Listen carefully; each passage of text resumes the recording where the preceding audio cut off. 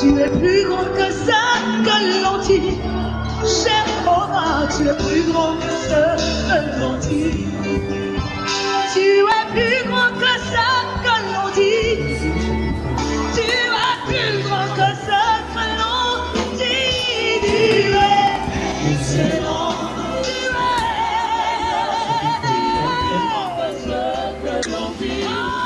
Sois debout s'il te plaît pour la lecture de la parole du Seigneur. Osée, chapitre 4.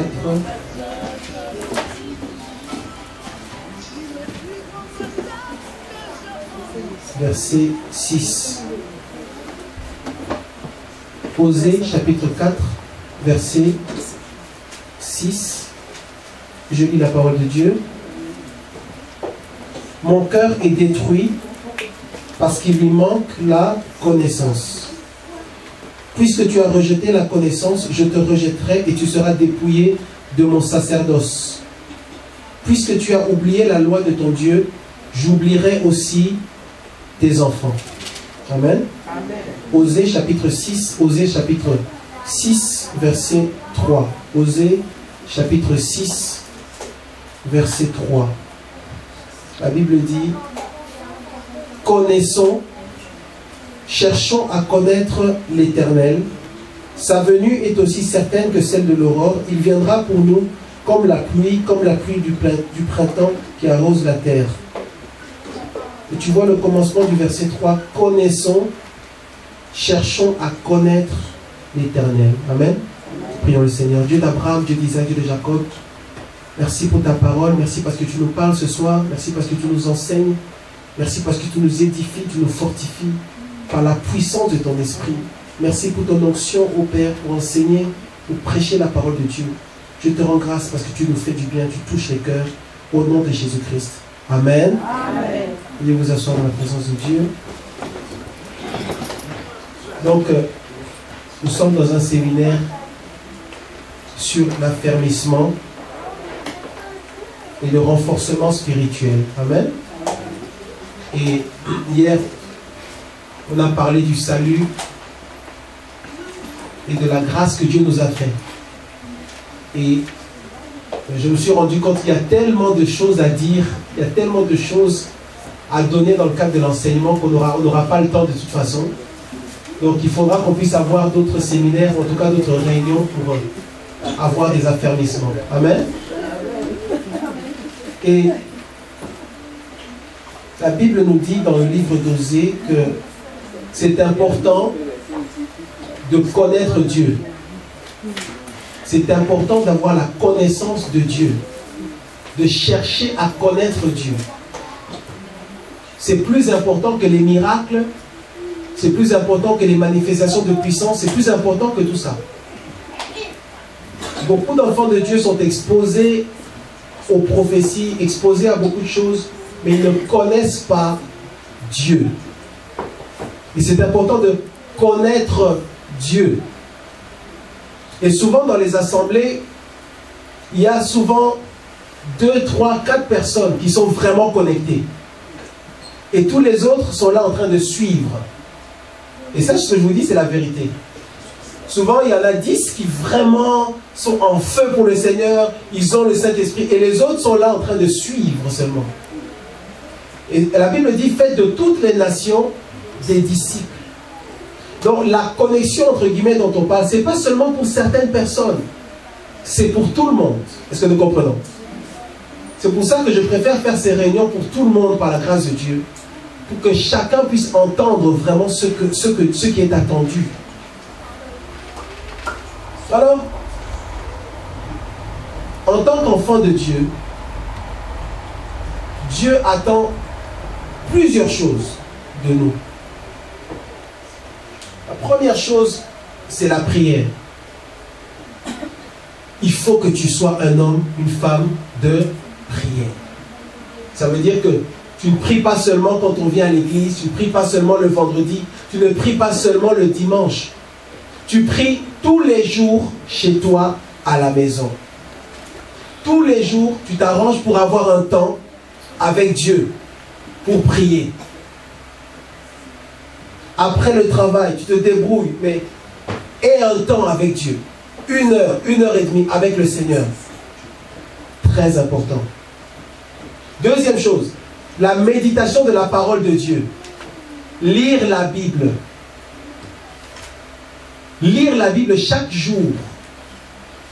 C'est ce que le Seigneur attend de toi. Tu vois, les points que je cite là, si tu ne les mets, tant que tu ne les mettras pas en pratique, tu seras dans le camp de ceux qui suivent. Or, il faut que tu sois quelqu'un qui est connecté au royaume de Dieu. Amen. Prier. Lire la parole de Dieu. Jeûner. Pratiquer le jeûne. Le jeûne, c'est extrêmement important et indispensable. Jeûner régulièrement. Chaque semaine et au moins 1 jour ou 2 jours de jeûne. Voire plus. Allô? Chaque jour, 1 jour ou 2 jours de jeûne. Pardon, chaque semaine. 1 jour ou 2. Tant que tu ne feras pas ça, tu resteras un bébé. Allô? Tant que tu ne feras pas ça, eh bien, tu auras l'impression que c'est pour les autres. Et toi, tu restes toujours bébé. 15 ans dans l'église, bébé spirituel. 20 ans dans l'église, bébé spirituel. Pourquoi? Parce qu'on ne pratique pas ce qui est écrit dans le livre. La prière, la méditation de la parole de Dieu, le jeûne. Marcher par la foi, avoir la foi en Dieu, croire en ce que Dieu dit dans sa parole, croire et mettre en pratique. Beaucoup d'enfants de Dieu ne mettent pas en pratique ce qui est écrit parce qu'ils n'y croient pas. Donc tu ne crois pas que c'est important de pardonner, du coup tu ne pardonnes pas, tu ne mets pas en pratique la parole de Dieu. Et ça c'est important. Témoigner Christ. Parler de Jésus. Un enfant de Dieu doit témoigner. Comment est-ce qu'on témoigne? On témoigne juste déjà par son comportement, par ton caractère et ton attitude. Certaines personnes, juste en te regardant, doivent avoir envie de chercher le Seigneur. Est-ce que nous comprenons?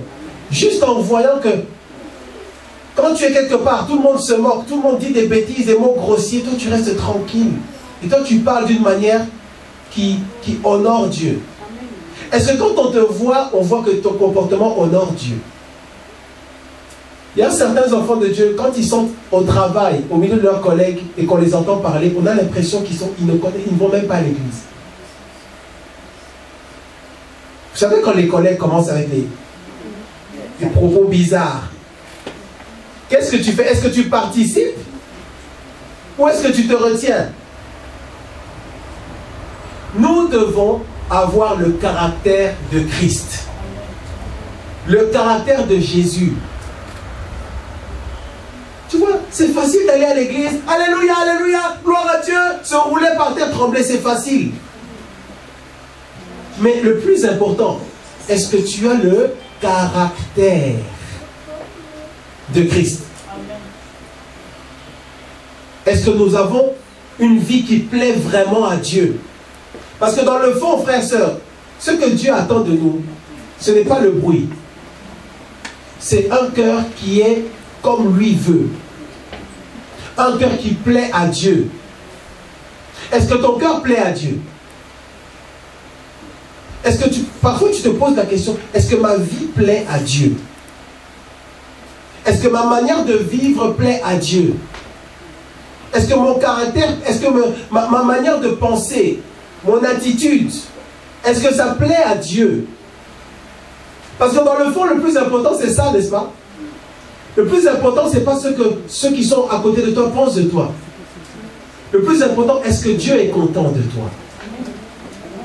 Est-ce que Dieu est content de toi? Parce qu'on vient à l'église et beaucoup de personnes ont un masque. Le masque, c'est ce qu'on voit, l'extérieur. Mais Dieu regarde le cœur. Dieu sait exactement si tu as une connexion avec lui. Frères, sœurs, on peut monter, descendre. Dans quelques années, on ne sera plus là. Est-ce que nous comprenons? Dans 150 ans, je ne crois pas qu'on sera encore là. Donc à un moment donné, tout s'arrêtera. Et c'est là que tu seras face à ton Dieu. Et là, le plus important, ce n'aura pas été l'église où tu as été. Le plus important, ça aura été, qu'est-ce que tu as fait avec la parole? La vérité, c'est qu'on sera tous un jour devant Dieu. Et ce jour-là, il n'y aura plus de sentiments, il n'y aura plus de pardon. Il n'y aura plus de je changerai demain. Il n'y aura plus ça. Ce jour-là, Dieu n'aura pas pitié. Ce jour-là, Dieu dira, je t'ai donné tout le temps dont tu avais besoin. Je t'ai donné 100 ans, je t'ai donné 120 ans. Il y en a qui vivent jusqu'à 100 ans. Je t'ai donné 77 ans, selon sa grâce. Qu'as-tu fait avec les enseignements? Qu'as-tu fait? Nous connaissons la parabole des talents. Dieu va te poser des questions. Qu'est-ce que tu as fait avec les dons que je t'ai donnés? Qu'est-ce que tu as fait avec les grâces que je t'ai données? Qu'est-ce que tu as fait? Tu savais chanter. Tu aurais dû chanter et me glorifier. Tu ne l'as pas fait. Qu'est-ce que tu as fait avec cette capacité de prêcher, d'enseigner ou d'exhorter? Qu'est-ce que tu as fait avec ça? Cette capacité d'encourager les autres. Qu'est-ce que tu as fait? Frère, sœur, Dieu attend. L'objectif, ce n'est pas seulement de venir à Christ. Une fois que tu es venu à Christ, c'est une vie qui commence. Ce n'est pas une vie qui s'arrête. Est-ce que nous comprenons? Et aujourd'hui, on va surtout parler du Saint-Esprit. Dis avec moi le Saint-Esprit. Parce que le point le plus important, c'est que nous puissions chérir le Saint-Esprit. Aimer le Saint-Esprit. Plaire au Saint-Esprit. Plaire à l'Esprit de Dieu. Amen. Pourquoi est-ce qu'on doit chérir le Saint-Esprit? Pourquoi est-ce qu'on doit aimer le Saint-Esprit? Pourquoi est-ce qu'on doit être rempli du Saint-Esprit? Parce que c'est le Saint-Esprit qui fera tout et qui accomplira le plan de Dieu dans nos vies. C'est l'Esprit de Dieu. La Bible dit que l'ange est allé voir la Vierge et l'ange lui dit, l'ange la salue, on connaît cette grande salutation. Et puis l'ange lui dit qu'elle allait avoir un enfant et que cet enfant-là allait être un enfant qui vient de Dieu et non pas de Joseph. Et Marie va poser la question de savoir, mais comment est-ce que ça va se faire? Parce que je n'ai pas connu d'homme. Comment est-ce que je pourrais enfanter? L'ange lui dit, l'Esprit de Dieu te couvrira. Amen. Et tu enfanteras. Donc ça veut dire que le Saint-Esprit, c'est lui qui accomplit le plan de Dieu pour ta vie. C'est le Saint-Esprit qui vient par sa puissance et qui vient exécuter, manifester, révéler, qui vient créer ce que Dieu a préparé pour toi. Est-ce que nous comprenons? Bien aimé, si l'Esprit de Dieu ne le fait pas, personne ne le fera. Parce que Dieu a un projet pour ta vie. Dieu a un plan pour ta vie. Dieu t'amène quelque part. Et c'est seulement l'Esprit de Dieu qui pourra l'accomplir. Tu ne pourras pas le faire par tes propres forces. Tu ne pourras pas le faire par ta propre volonté. Tu as besoin de la puissance du Saint-Esprit. Amen. Amen. Prenons Romains chapitre 8. Romains chapitre 8, verset 14. Romains chapitre 8, verset 14. Est-ce que tu peux m'aider, s'il te plaît, ma soeur? Romains chapitre 8, verset 14.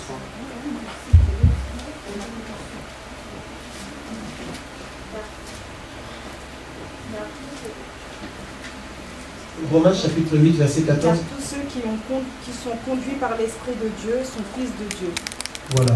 Car tous ceux qui sont conduits par l'Esprit de Dieu sont fils de Dieu. Amen. Ça, c'est le premier point par rapport au Saint-Esprit. Ça veut dire quoi?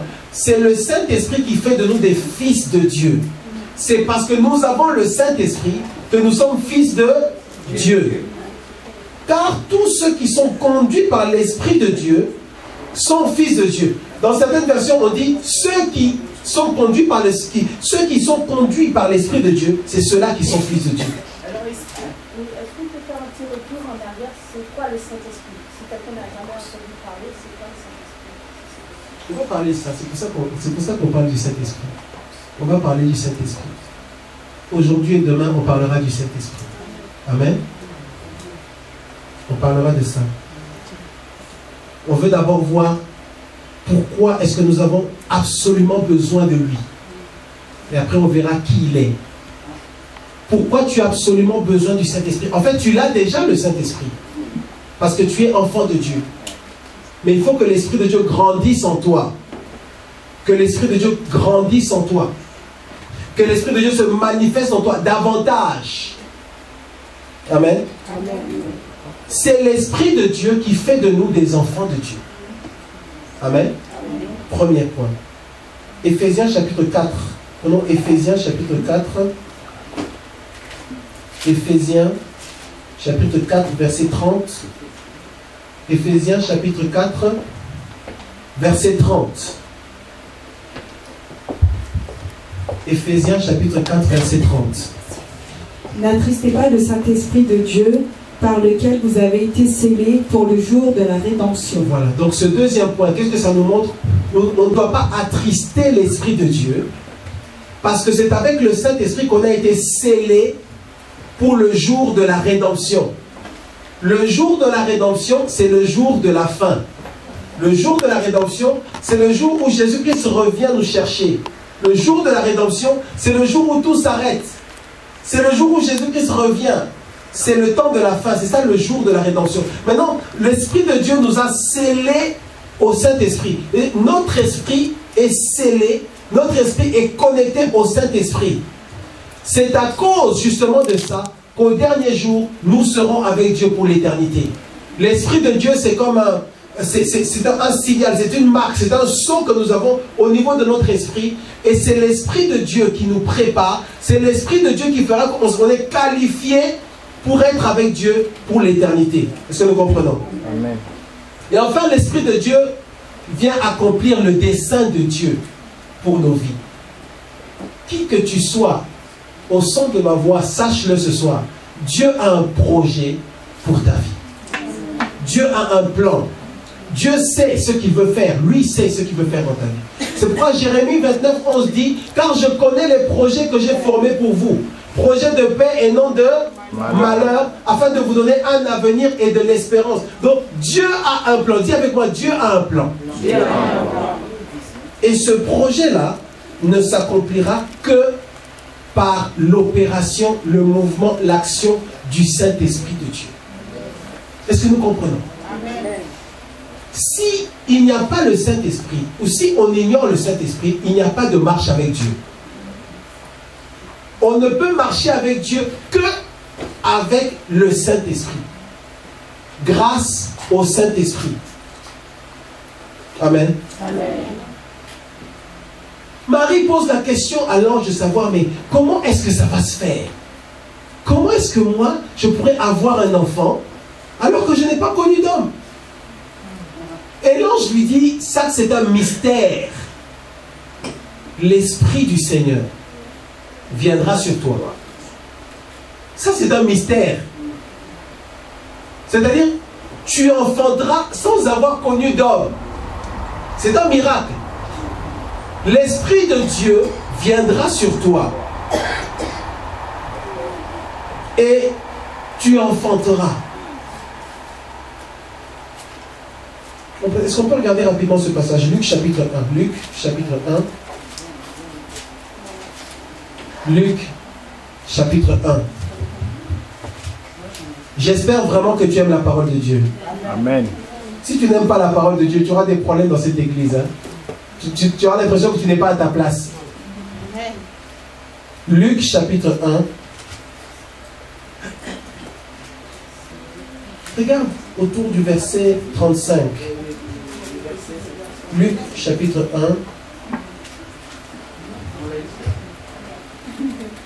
Je lis rapidement à partir du verset 26. Lis s'il te plaît à partir du verset 26. Le Saint-Esprit viendra sur toi et la puissance du Très-Haut te couvrira de son ombre. C'est pourquoi le Saint-Enfant qui naîtra de toi sera appelé Fils de Dieu. Continue s'il te plaît. Voici Élisabeth, ta parente, a conçu, elle aussi, un fils en sa vieillesse. Et celle qui était appelée stérile est dans son 6e mois, car rien n'est impossible à Dieu.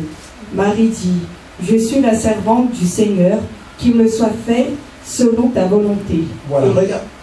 Amen. Regarde s'il te plaît au verset 34. Marie dit à l'ange, comment cela se fera-t-il puisque je ne connais point d'homme?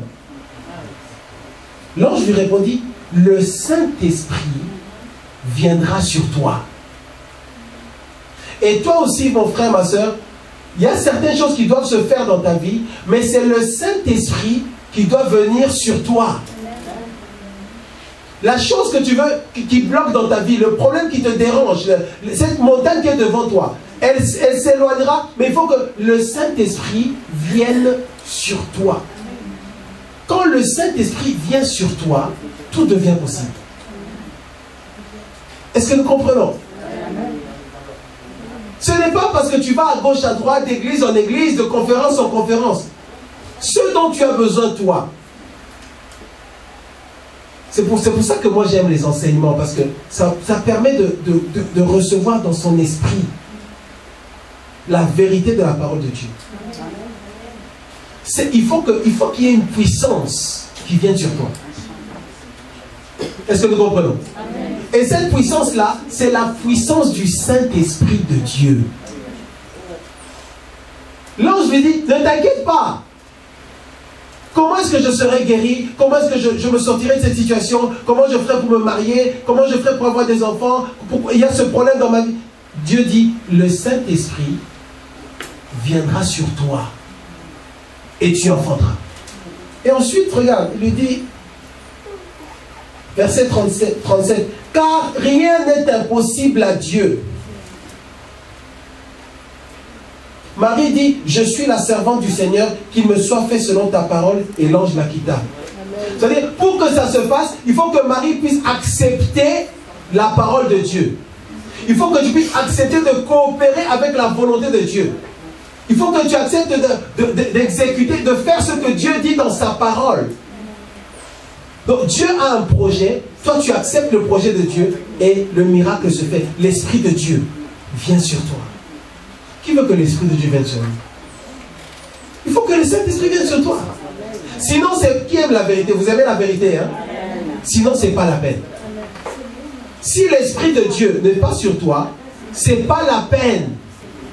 Ce n'est pas la vie chrétienne. Est-ce que nous comprenons? Donc, nous voulons parler du Saint-Esprit. Premièrement, le Saint-Esprit, c'est une personne. Si tu prends des notes écrites, le Saint-Esprit, c'est une personne. Un esprit, on ne peut pas le voir. Un esprit, on ne peut pas le toucher. Un esprit, l'esprit, c'est comme le vent, c'est comme l'air. En fait, c'est une existence, je dirais, qui n'est pas matérielle, mais qui agit. Est-ce que nous comprenons? Tu ne peux pas le voir, tu ne peux pas le toucher, mais il est là. C'est comme la chaleur. La chaleur, tu ne peux pas la voir, tu ne peux pas la toucher, mais tu sens quand il fait chaud. Est-ce que nous comprenons? L'Esprit de Dieu est une personne. Ça veut dire que l'Esprit de Dieu, la relation qu'on a avec l'Esprit de Dieu est la même que celle qu'on a avec une personne, un être humain. Est-ce que nous comprenons? Amen. L'Esprit de Dieu est une personne par ses actions, par ce qu'il fait. L'Esprit de Dieu, prenons Jean chapitre 14. Jean chapitre 14. Jean 14, verset 17 à 26. Jean chapitre 14, 17 à 26. L'Esprit de vérité que le monde ne peut recevoir parce qu'il ne le voit point et ne le connaît point. Mais vous, vous le connaissez car il demeure avec vous et il sera en vous. Je ne vous laisserai pas orphelin, je viendrai à vous. Encore un peu de temps et le monde ne me verra plus, mais vous, vous me verrez car je vis et vous vivrez aussi. Voilà. Prends aussi Jean chapitre 16. Jean chapitre 16 de 8 à 13. Jean chapitre 16 de 8 à 13. Et quand il sera venu, il convaincra le monde en ce qui concerne le péché, la justice et le jugement. En ce qui concerne le péché, parce qu'il ne croit pas en moi. La justice, parce que je vais au Père et que vous ne me verrez plus. Le jugement, parce que le prince de ce monde est jugé. J'ai encore beaucoup de choses à vous dire, mais vous ne pouvez pas les porter maintenant. Quand le consolateur sera venu, l'Esprit de vérité, il vous conduira dans toute la vérité, car il ne parlera pas de lui-même, mais il dira tout ce qu'il aura entendu, et il vous annoncera les choses à venir. Voilà. Donc, et là, on parle de l'esprit de vérité. Donc, le Saint-Esprit, il convainc du péché. Le Saint-Esprit nous conduit dans la vérité. Le Saint-Esprit entend, le Saint-Esprit parle. Le Saint-Esprit choisit les ministères. Il choisit. Le Saint-Esprit fait des choses. Il est actif. L'Esprit de Dieu travaille. La Bible dit même qu'au commencement, l'Esprit de Dieu se mouvait au-dessus des eaux. Donc, l'Esprit de Dieu a toujours été là. Et l'Esprit de Dieu accomplit la volonté de Dieu. L'Esprit de Dieu, le Saint-Esprit glorifie Jésus. Le Saint-Esprit est une personne aussi par rapport aux choses qu'on peut lui faire, ou aux choses qu'on peut lui infliger. Le Saint-Esprit, on peut l'attrister. Le Saint-Esprit, on peut l'affliger. On peut plaire au Saint-Esprit. N'est-ce pas? Le Saint-Esprit, on peut l'outrager, on peut le tenter. Regardons Actes chapitre 5, verset 3. Actes chapitre 5, verset 3. Pierre lui dit, Ananias, pourquoi Satan a-t-il rempli ton cœur au point que tu mentes au Saint-Esprit? Donc tu vois qu'on peut mentir au Saint-Esprit. De même que tu peux mentir à une personne, tu peux aussi mentir au Saint-Esprit. N'est-ce pas? Éphésiens chapitre 4, verset 30. Non. Hébreux 10, 29. Hébreux 10, 29. Hébreux 10, 29. Hébreux chapitre 10, 29. De quel pire châtiment pensez-vous que sera jugé digne celui qui aura foulé aux pieds le Fils de Dieu, qui aura tenu pour profane le sang de l'alliance par lequel il a été sanctifié et qui aura outragé l'esprit de la grâce? Voilà, qui aura outragé l'esprit de la grâce. Ça veut dire quoi? Ça veut dire qu'on peut outrager le Saint-Esprit. Ça veut dire qu'on peut déplaire à l'Esprit de Dieu parce que c'est une personne, n'est-ce pas? Et enfin, le Saint-Esprit est une personne par rapport aux attributs de sa personnalité. Le Saint-Esprit a une volonté. Le Saint-Esprit a une pensée. Le Saint-Esprit a des sentiments. Le Saint-Esprit a une connaissance. Le Saint-Esprit a un langage. 1 Corinthiens 12, 11. 1 Corinthiens 12, 11. 1 Corinthiens, chapitre 12, verset 11. Un seul et même esprit opère toutes ces choses, les distribuant à chacun en particulier comme il veut. Voilà. Donc le Saint-Esprit a une volonté. Il distribue les dons et les grâces comme il veut. Le Saint-Esprit sait ce qu'il veut faire. Le Saint-Esprit sait là où il veut aller. Le Saint-Esprit connaît le travail qu'il veut accomplir. Il a une volonté. Il a une connaissance. Si tu prends des notes, parce qu'on ne peut pas lire tous les versets, note s'il te plaît Romains chapitre 8, verset 27. 1 Corinthiens chapitre 2, verset 10. 1 Corinthiens chapitre 2, verset 10. 1 Corinthiens chapitre 2, verset 10. Romains chapitre 15, verset 30. Est-ce qu'on peut lire Romains chapitre 15, verset 30? Romains 15, 30.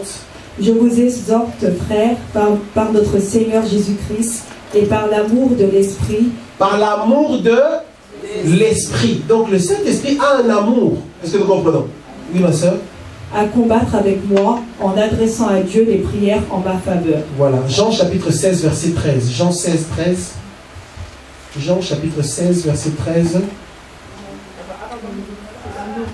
Jean chapitre 16, verset 13. Oui, s'il te plaît. Quand le Consolateur sera venu, l'Esprit de vérité, il vous conduira dans toute la vérité. Voilà. L'Esprit de vérité vous conduit. Donc le Saint-Esprit nous conduit quelque part. Amen. Donc le Saint-Esprit c'est une personne. Dis avec moi, l'Esprit de Dieu c'est une personne. C'est une personne à part entière. Une personne qui peut être attristée. Une personne qui peut être dans la joie. C'est une personne. L'Esprit de Dieu est vivant. Amen. L'Esprit de Dieu a plusieurs noms.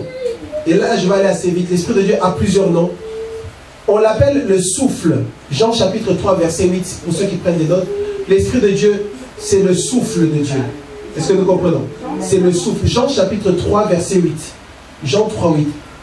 On l'appelle aussi l'Esprit de Dieu. 2 Chroniques chapitre 15, verset 1. 2 Chroniques chapitre 15, verset 1. C'est l'Esprit de Dieu. Quand on mentionne le Saint-Esprit dans la Bible, on dit aussi que c'est l'Esprit de Dieu. Tu verras qu'à certains autres endroits, on dit que c'est l'Esprit de Christ. L'Esprit de Christ. Oui, ça on va le lire. Romains chapitre 8, verset 9. L'Esprit de Christ. Romains chapitre 8, verset 9.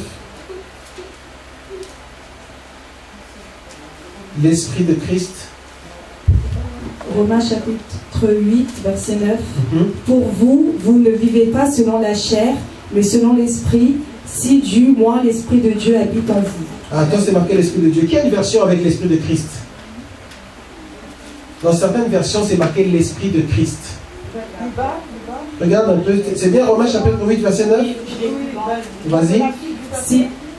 Si l'Esprit, si quelqu'un n'a pas l'Esprit de Christ, il ne lui appartient pas. Voilà.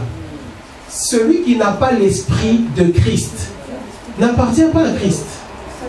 L'Esprit de Dieu et l'Esprit de Christ, c'est la même chose.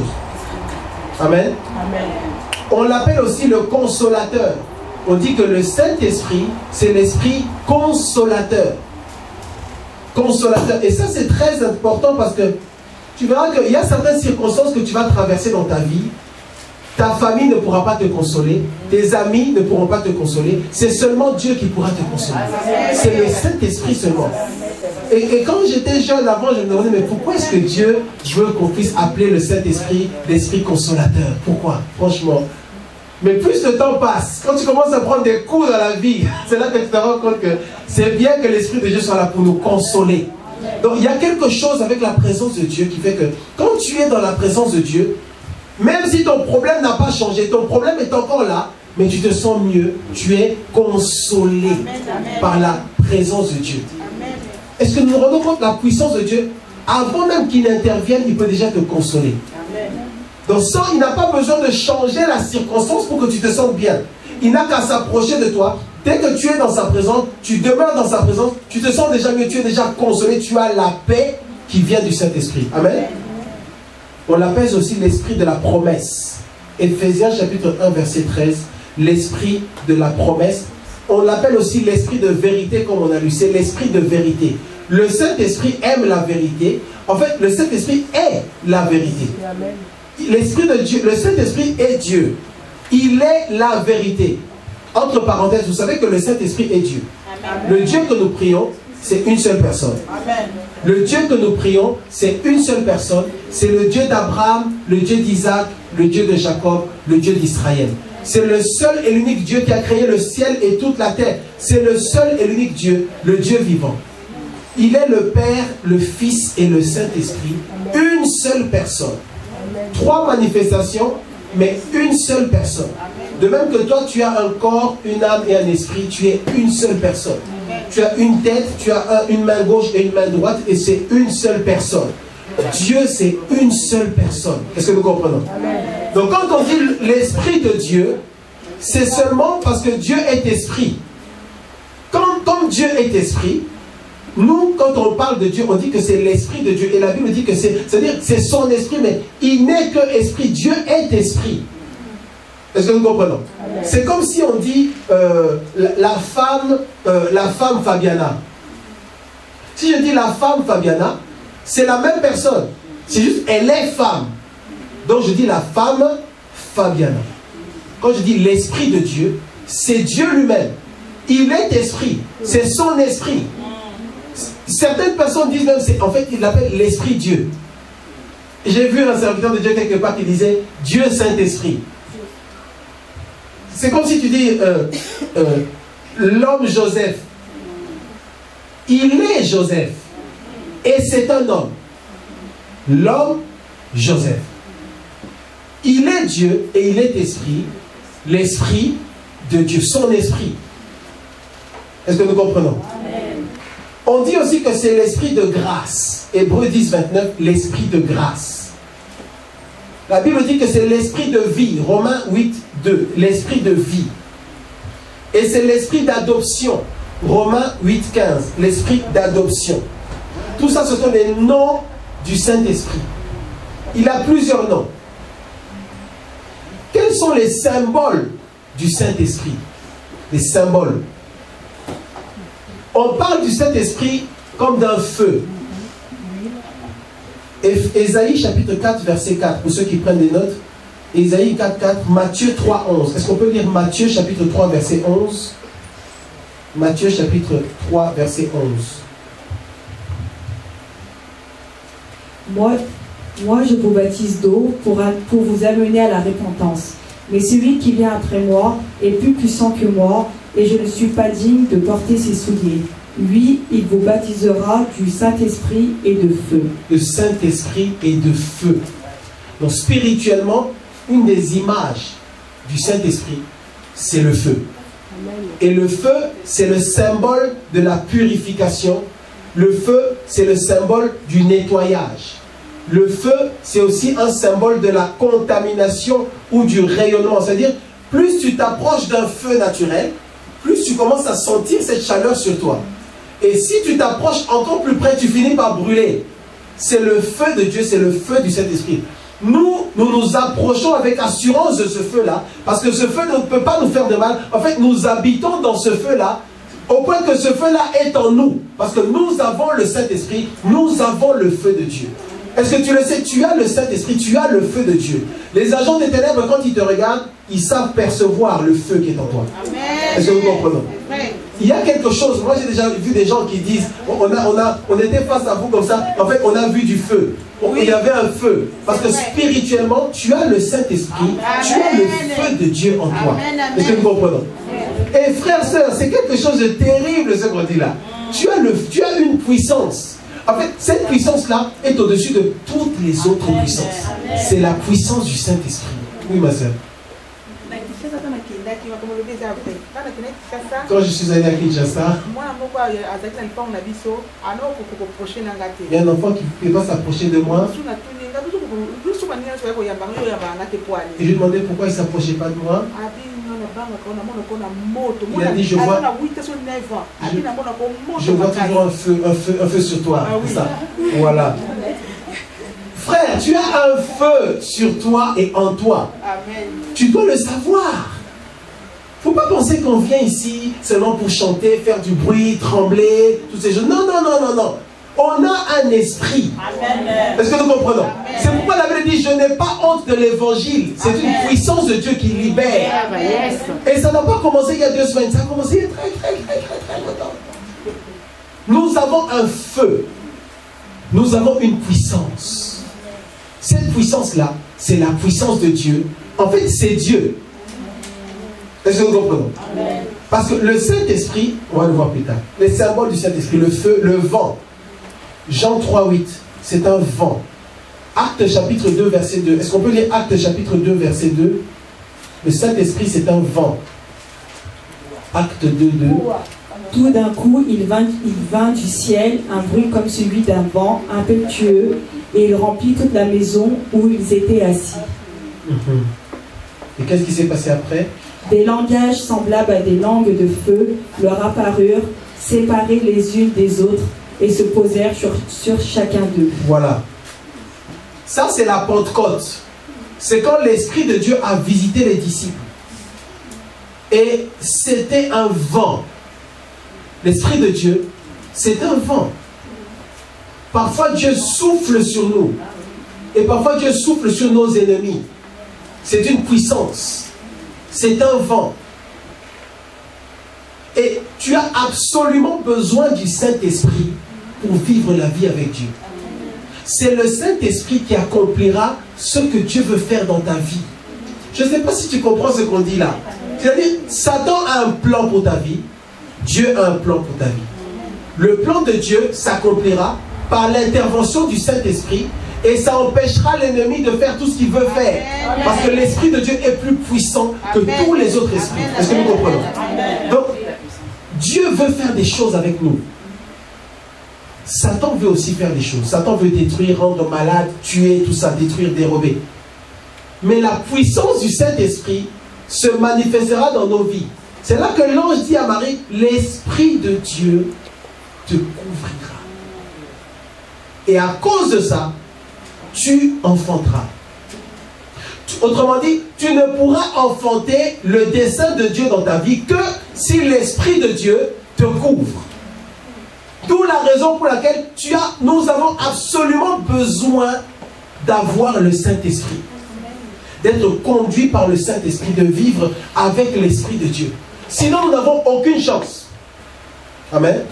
L'Esprit de Dieu, c'est aussi, il y a aussi le symbole de l'eau, qui est le signe de la pureté. Exode 17, 16. Exode 17, 16. Jean chapitre 3, verset 5. Jean chapitre 3, verset 5. C'est le signe de la pureté. L'eau, c'est la pureté. C'est un symbole de pureté. C'est aussi un symbole de la parole. C'est l'eau. C'est l'eau qui nettoie. C'est l'eau qui purifie. C'est l'eau qui enlève ce qui est sale, qui enlève toutes les impuretés. C'est l'eau qui lave. C'est l'eau de l'esprit. La Bible dit aussi que l'esprit c'est un sceau. Éphésiens chapitre 1 verset 13. Ça peut être un sceau. Ça peut être une marque sur toi. Nous avons la marque spirituelle du Saint-Esprit. Amen. Amen. L'esprit c'est aussi l'huile. Ça nous connaissons l'huile, l'onction. On parle de l'onction d'huile. C'est l'huile. N'est-ce pas? L'esprit vient aussi avec le symbole de la colombe. Vous savez, quand Jésus est allé au baptême, la Bible dit que le ciel s'est ouvert et il y a eu l'Esprit de Dieu qui s'est manifesté avec la forme d'une colombe. C'est un symbole, la colombe, le symbole du messager, le symbole aussi de la pureté, le symbole de la parole qui vient de Dieu, le symbole de ce qui vient amener l'accomplissement de la volonté de Dieu ou ce qui vient confirmer la présence de Dieu. La colombe. Ça, ce sont des symboles. Et le Saint-Esprit est Dieu. Est-ce que nous comprenons? Le Saint-Esprit, il est lui-même Dieu. Pourquoi est-ce que le Saint-Esprit est Dieu? Le Saint-Esprit est Dieu tout simplement parce que Dieu est esprit et que c'est son esprit. Il est Dieu. Dieu est éternel. Le Saint-Esprit est éternel. Hébreux chapitre 9, verset 14, s'il te plaît. Hébreux chapitre 9, verset 14. Hébreux 9, 14. Hébreux chapitre 9. Combien plus le sang de Christ, qui par un esprit éternel s'est offert lui-même sans tache à Dieu, purifiera-t-il votre conscience des œuvres mortes, afin que vous serviez le Dieu vivant? Tu peux le reprendre, s'il te plaît. Combien plus le sang de Christ, par qui un esprit éternel s'est offert lui-même sans tache à Dieu. Voilà. Donc le sang de Christ s'est offert. Par qui il s'est offert? N'est-ce pas? Et la Bible dit, parle de l'esprit éternel. Le Saint-Esprit de Dieu est éternel. En fait, tout esprit est éternel. Tout esprit est éternel. Est-ce que nous comprenons? Dieu a tout créé. Même les anges sont des esprits au service de Dieu. Dieu les a créés. Ils sont éternels. Parce que Dieu lui-même est éternel. La Bible dit que Dieu a créé l'homme. Il a soufflé dans la poussière, dans le sable. Et c'est devenu une âme vivante. Le souffle qui est sorti de Dieu pour créer l'homme, là, c'est l'esprit. C'est l'esprit de Dieu. Mais quand l'homme a péché, cet esprit est parti, a quitté l'homme. Est-ce que nous comprenons? C'est pourquoi ton esprit est éternel. Quand tu mourras, ton esprit retourne auprès du Père qui l'avait donné. Et ton âme ira devant Dieu pour le jugement. Si tu es jugé. Mais l'esprit est éternel. L'esprit de Dieu est éternel. Dieu est omnipotent, ça veut dire Dieu peut tout faire. Rien n'est impossible à notre Dieu. Ça, il faut que ça soit ancré dans ton âme et dans ton esprit, que rien n'est impossible à notre Dieu. Il est le Dieu des miracles, il fait ce qu'il veut. La Bible dit, notre Dieu est au ciel et il fait ce qu'il veut. Dieu peut faire ce qu'il veut. Et le Saint-Esprit est aussi omnipotent. Romains chapitre 15, verset 13. Romains chapitre 15, verset 13. Romains 15, 13.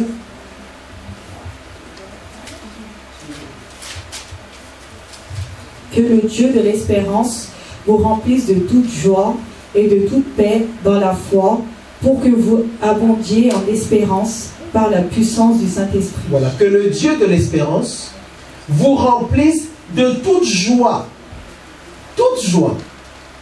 et toute paix, pour que vous abondiez en espérance par la puissance du Saint-Esprit. Donc le Saint-Esprit va accomplir tout ça.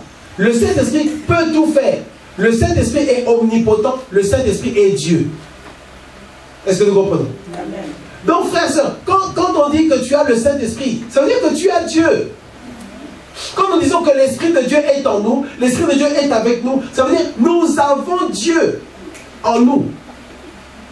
Et c'est important d'avoir Dieu. Donc notre vie chrétienne, en fait, finalement, on est animé par Dieu. C'est Dieu qui est en nous, c'est l'Esprit de Dieu qui nous conduit. En fait, finalement, c'est Dieu qui vit en nous. C'est Dieu qui agit au travers de nous. C'est pas qu'on est téléguidé, mais c'est presque ça. On est télécommandé par Dieu. En fait, dans ce monde, tu as deux catégories de personnes. Ceux qui sont télécommandés par Dieu ou ceux qui sont contrôlés par Satan. Il n'y a que deux catégories.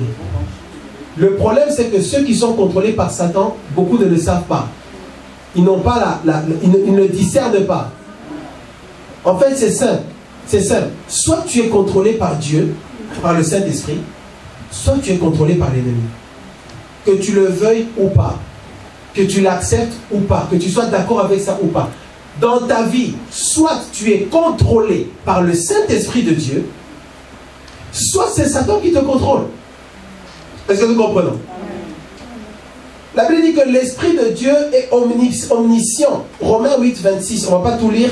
Romains chapitre 8, verset 26 à 27. Il est omniscient. L'Esprit de Dieu connaît toutes choses. Jean chapitre 14, verset 26. On ne va pas le lire parce que Jean chapitre 14, verset 26. La Bible nous explique que quand nous prions, nous ne savons pas quoi demander. Quand nous prions, parfois on ne sait pas quoi demander. Mais la Bible dit que c'est l'Esprit de Dieu qui vient nous aider dans nos prières. C'est l'Esprit de Dieu qui nous pousse dans des soupirs inexprimables. C'est l'Esprit de Dieu qui a déjà eu une situation où tu as envie de prier, tu as besoin de prier, mais tu ne sais même pas par où commencer. Tu ne sais même pas quoi dire. C'est l'Esprit de Dieu maintenant qui te pousse simplement peut-être dans l'adoration. Ou qui te pousse simplement à confesser des psaumes, à lire la parole de Dieu. L'Esprit de Dieu vient nous aider dans la prière. Amen. Il est omniscient. La Bible dit que l'Esprit de Dieu sonde les profondeurs de Dieu. Est-ce que vous vous rendez compte? L'Esprit de Dieu, il sonde l'Esprit de Dieu sait, connaît la pensée cachée de Dieu. C'est pour ça qu'on peut prophétiser. Qu'est-ce qui se passe? C'est comme si Dieu, à un moment donné, prend notre esprit, c'est comme une antenne, et il la connecte au Saint-Esprit. Et il va révéler la volonté de Dieu ou la connaissance de Dieu. Et c'est là que la prophétie vient. Dieu dit, dans un an, il y aura ça, je ferai ça avec toi. Il connaît les profondeurs de Dieu. Ça veut dire quoi? Plus tu es rempli du Saint-Esprit, plus tu es en contact avec le Saint-Esprit, plus de temps en temps Dieu te révèle les choses cachées dans son programme. Et tu sais ce que Dieu veut faire, et tu sais ce que Dieu veut accomplir. Tu le sens. Dieu pour te parler n'a pas besoin de parler audiblement. Dieu pour te parler, il peut seulement te faire sentir dans l'esprit. Est-ce que nous comprenons? Amen. Dieu nous parle de plusieurs manières. Certains reçoivent des rêves par le Saint-Esprit. Certains ont des visions. Donc, tu es au restaurant en train de manger et puis, paf, tes yeux s'ouvrent, tac, tu vois un flash, tac, ça se referme. Et puis, oh, je viens de voir ça. Et bien, c'est l'Esprit de Dieu qui te montre ces choses. Ou on est en train de prier, et puis il y a une prophétie, ou même pendant la prédication, pendant l'enseignement, Dieu parle à certaines personnes. Amen. Dieu sait exactement pourquoi tu es là ce soir, pour entendre certaines choses. C'est le Saint-Esprit qui le fait. Le Saint-Esprit travaille de plusieurs manières. En fait, le Saint-Esprit est Dieu parce qu'on ne peut pas faire ce que l'Esprit de Dieu fait sans être Dieu. Il est Dieu. Amen. Pendant que nous parlons, Dieu est en train de contrôler exactement un accouchement en Argentine.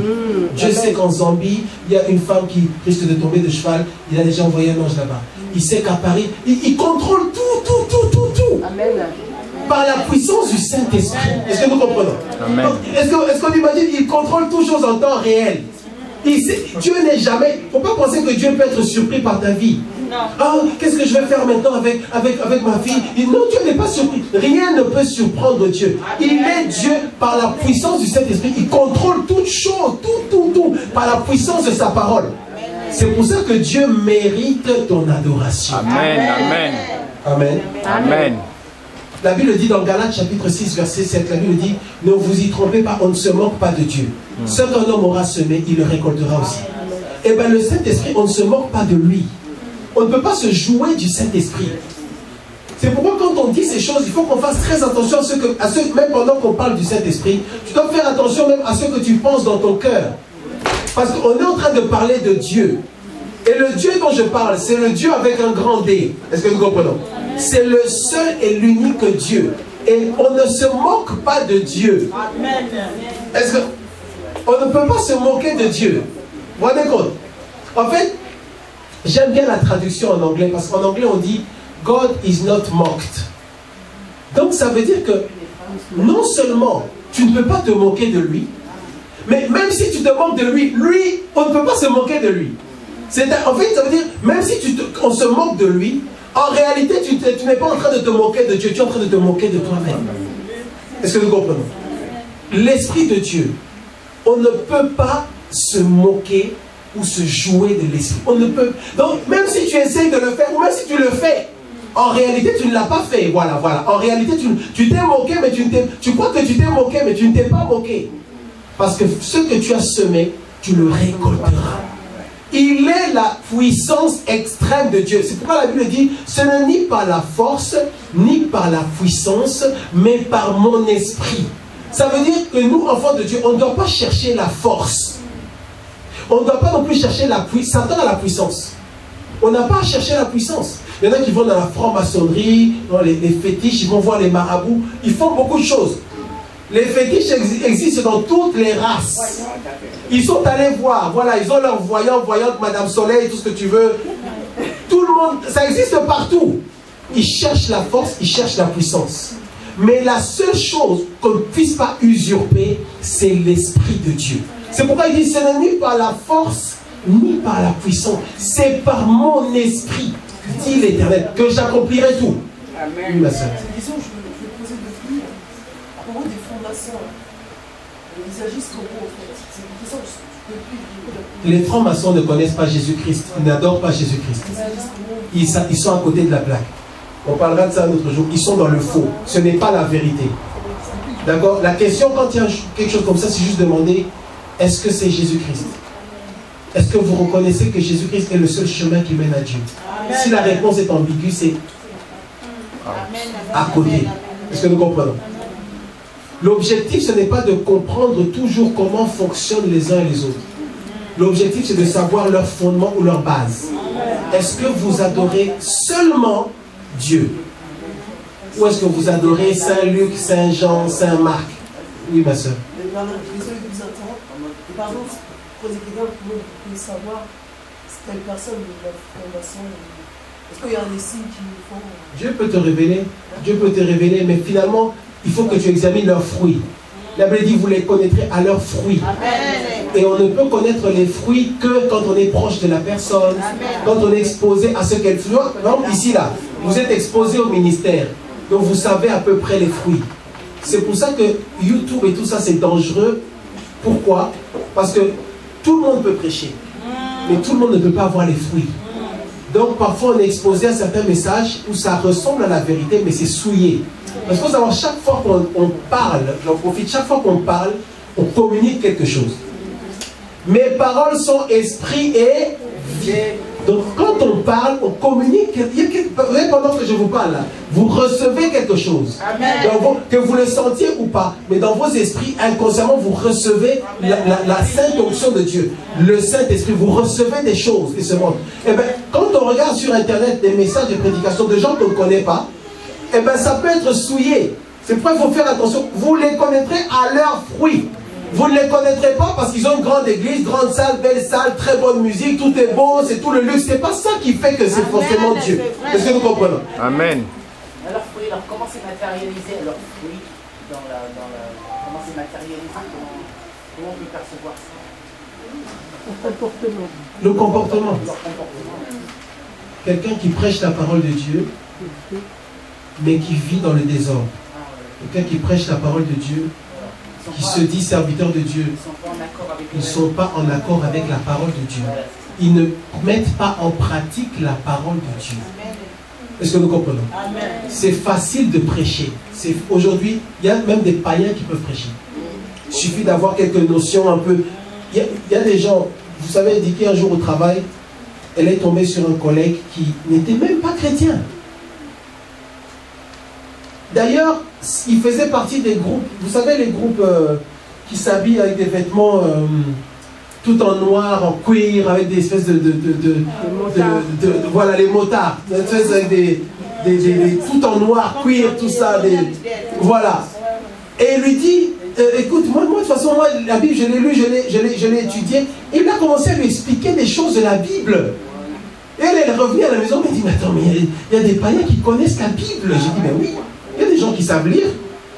Ils ont compris le principe. Mais ils n'ont pas connu la puissance du Saint-Esprit. Est-ce que vous comprenez? Ce livre-là, n'importe qui peut l'étudier.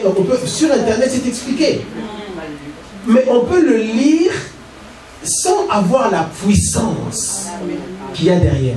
Amen. Et à la fin de ce message, on verra comment faire pour avoir la puissance qu'il y a derrière. Amen. La puissance du Saint-Esprit.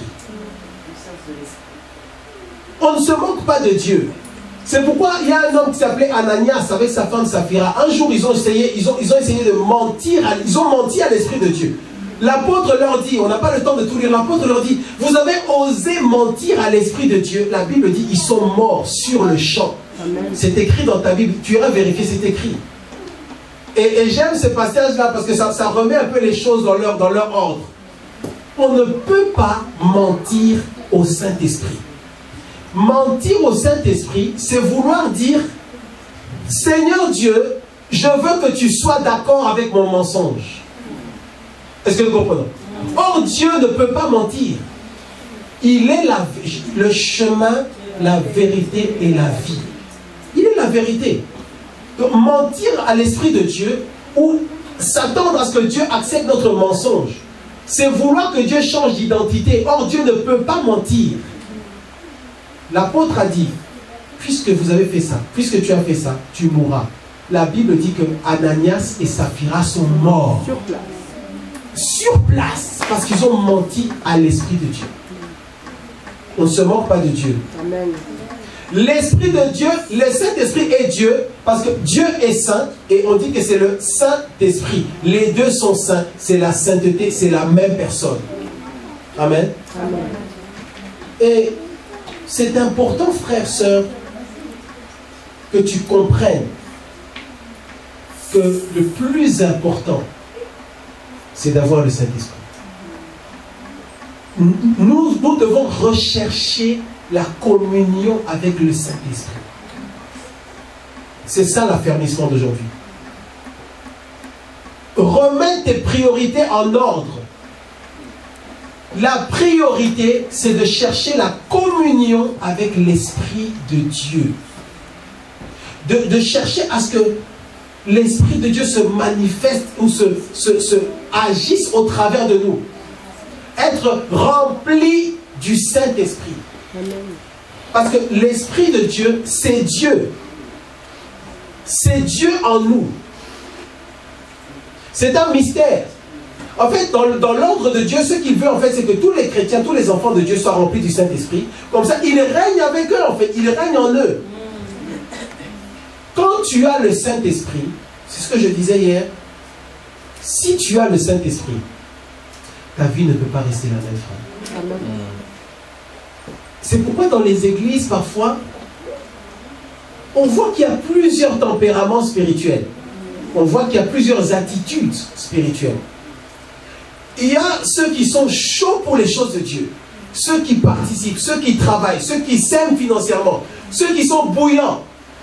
Ensuite, il y a ceux qui sont froids, et ensuite, il y a ceux qui sont tièdes. Pendant que je parle ce soir, pose-toi la question, dans quel groupe est-ce que tu es? Est-ce que tu es dans le groupe de ceux qui sont bouillants pour Dieu? Ou est-ce que tu es dans le groupe de ceux qui sont tièdes chaud, froid, et puis entre les deux. Où est-ce que tu es dans le groupe de ceux qui sont froids? Ils sont tous dans l'église. Pose-toi la question ce soir. Parce que ceux qui ont... Quand tu as été touché par l'Esprit de Dieu, ta vie change. Tes priorités changent.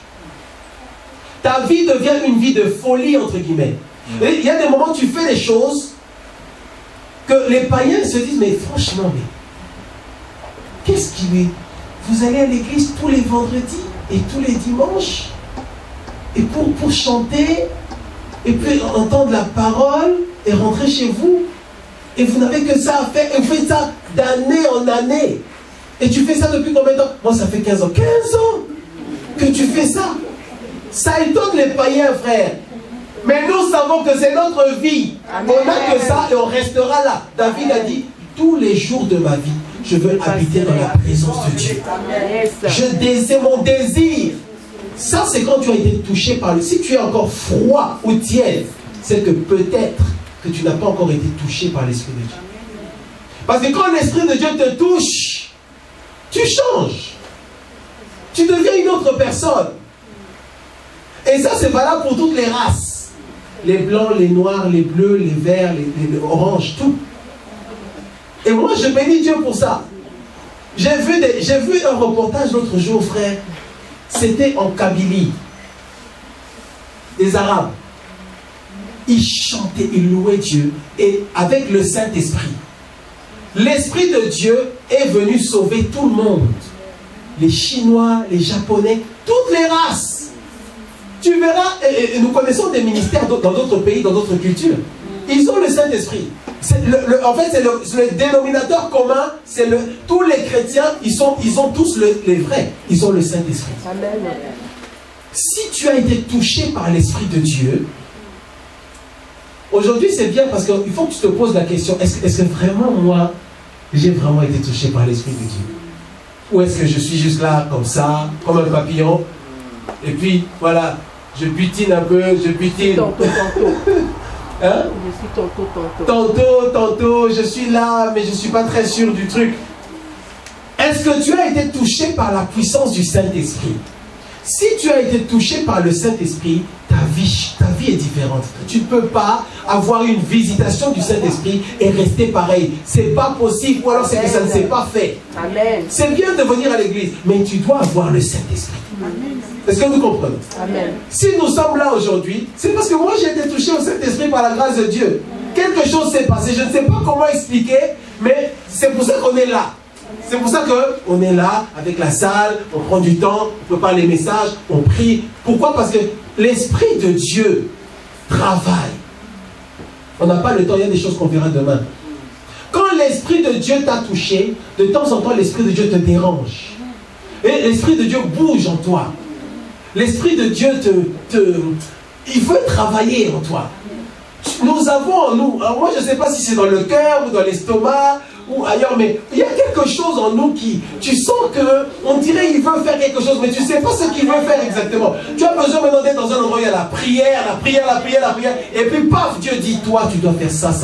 Et parfois Dieu ne dit même pas, ça se fait tout seul. Amen. Et tu commences à faire la chose, on sait que ça c'est ce que Dieu a préparé pour nous. En fait, le don que tu as ou le ministère que tu as, c'est ce que tu fais quand l'Esprit de Dieu est sur toi. Amen. Certains, quand l'Esprit de Dieu est sur eux, ils prêchent. Certains, quand l'Esprit de Dieu est sur eux, ils adorent, ils chantent, ils louent Dieu. Certains, quand l'Esprit de Dieu est sur eux, ils vont prier pour les malades. Les malades seront guéris parce que c'est l'Esprit de Dieu qui travaille. L'Esprit de Dieu travaille en nous. Si tu n'as pas été touché par l'Esprit de Dieu, tu restes la même personne. Amen. Quand tu as été touché par l'Esprit de Dieu, tu verras qu'il y a des choses que tu ne peux plus faire. Et si jamais tu fais ces choses-là, tu te sens mal. Parce que l'Esprit de Dieu est attristé. Amen. Tu te sens malade pendant 1 semaine, 2 semaines. Tu demandes pardon à Dieu, Dieu te pardonne. Et c'est vrai, Dieu t'a déjà pardonné. Mais toi-même, ce que j'avais fait là, Seigneur, pardonne-moi. Mais Dieu t'a déjà pardonné. Est-ce que nous comprenons? Donc, tu as péché, tu as bien péché. Chaque fois, c'est tu demandes pardon à Dieu. Quand tu demandes pardon à Dieu, Dieu te pardonne sur le coup, sur le champ. Gloire à Dieu. Dieu te pardonne sur le champ. Est-ce que nous comprenons? Amen. Quand tu demandes pardon à Dieu, Dieu te pardonne sur le champ. La Bible dit, il est juste et fidèle pour nous pardonner. Ce n'est pas, non, Dieu boude pendant 3 jours. Non, non. Quand tu demandes pardon à Dieu, Dieu te pardonne sur le champ. Mais l'Esprit de Dieu est tellement exigeant que quelques jours après encore, toi-même tu te sens, ah, Seigneur, pardonne-moi, Seigneur, pardonne-moi. Mais Dieu t'a déjà pardonné. Mais tu continues et il faut te détacher de ça. Il ne faut pas que ça devienne une culpabilité. Ça, c'est encore un autre. Mais quand tu as l'Esprit de Dieu, tu changes. Est-ce que nous imaginons ce qu'on aurait comme Église si on avait tous vraiment l'Esprit de Dieu en mode, entre guillemets, actif? Donc quand tu ne viens pas seulement pour recevoir. Quand tu ne viens pas seulement pour qu'on prie pour toi. Quand tu viens, tu amènes aussi ta flamme, ou tu amènes aussi l'Esprit de Dieu, ton onction que tu as. Quand tu as le Saint-Esprit, tu as des phénomènes bizarres qui se passent. Moi avant, il y avait des choses, j'écoutais un chant d'adoration et je sentais le Saint-Esprit et je commençais à adorer Dieu.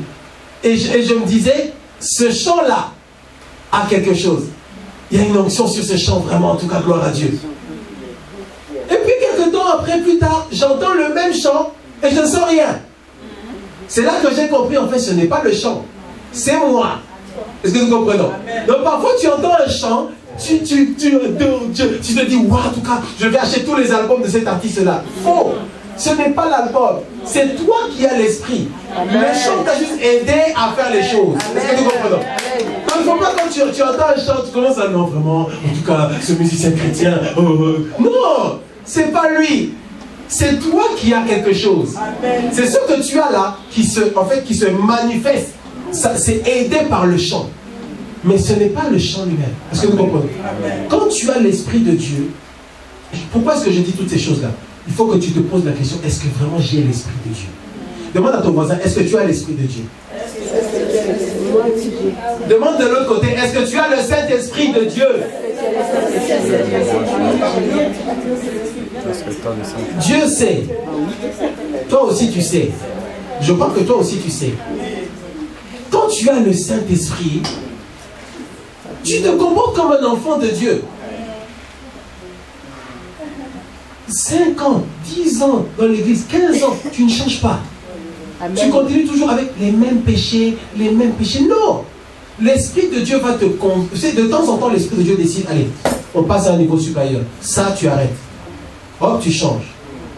Et puis tu continues. Et puis à un moment donné, l'Esprit de Dieu dit, maintenant c'est fini. Maintenant on change maintenant c'est fini, l'hypocrisie, c'est fini. Ah, tu enlèves ça, tu montes. L'Esprit de Dieu nous amène de gloire en gloire. Mais est-ce que tu as le Saint-Esprit? Et quand tu as le Saint-Esprit, tu es passionné pour Jésus-Christ. Amen. Quand tu as le Saint-Esprit, on n'a pas à te forcer. En fait, l'Esprit te pousse. L'Esprit te dérange et te pousse.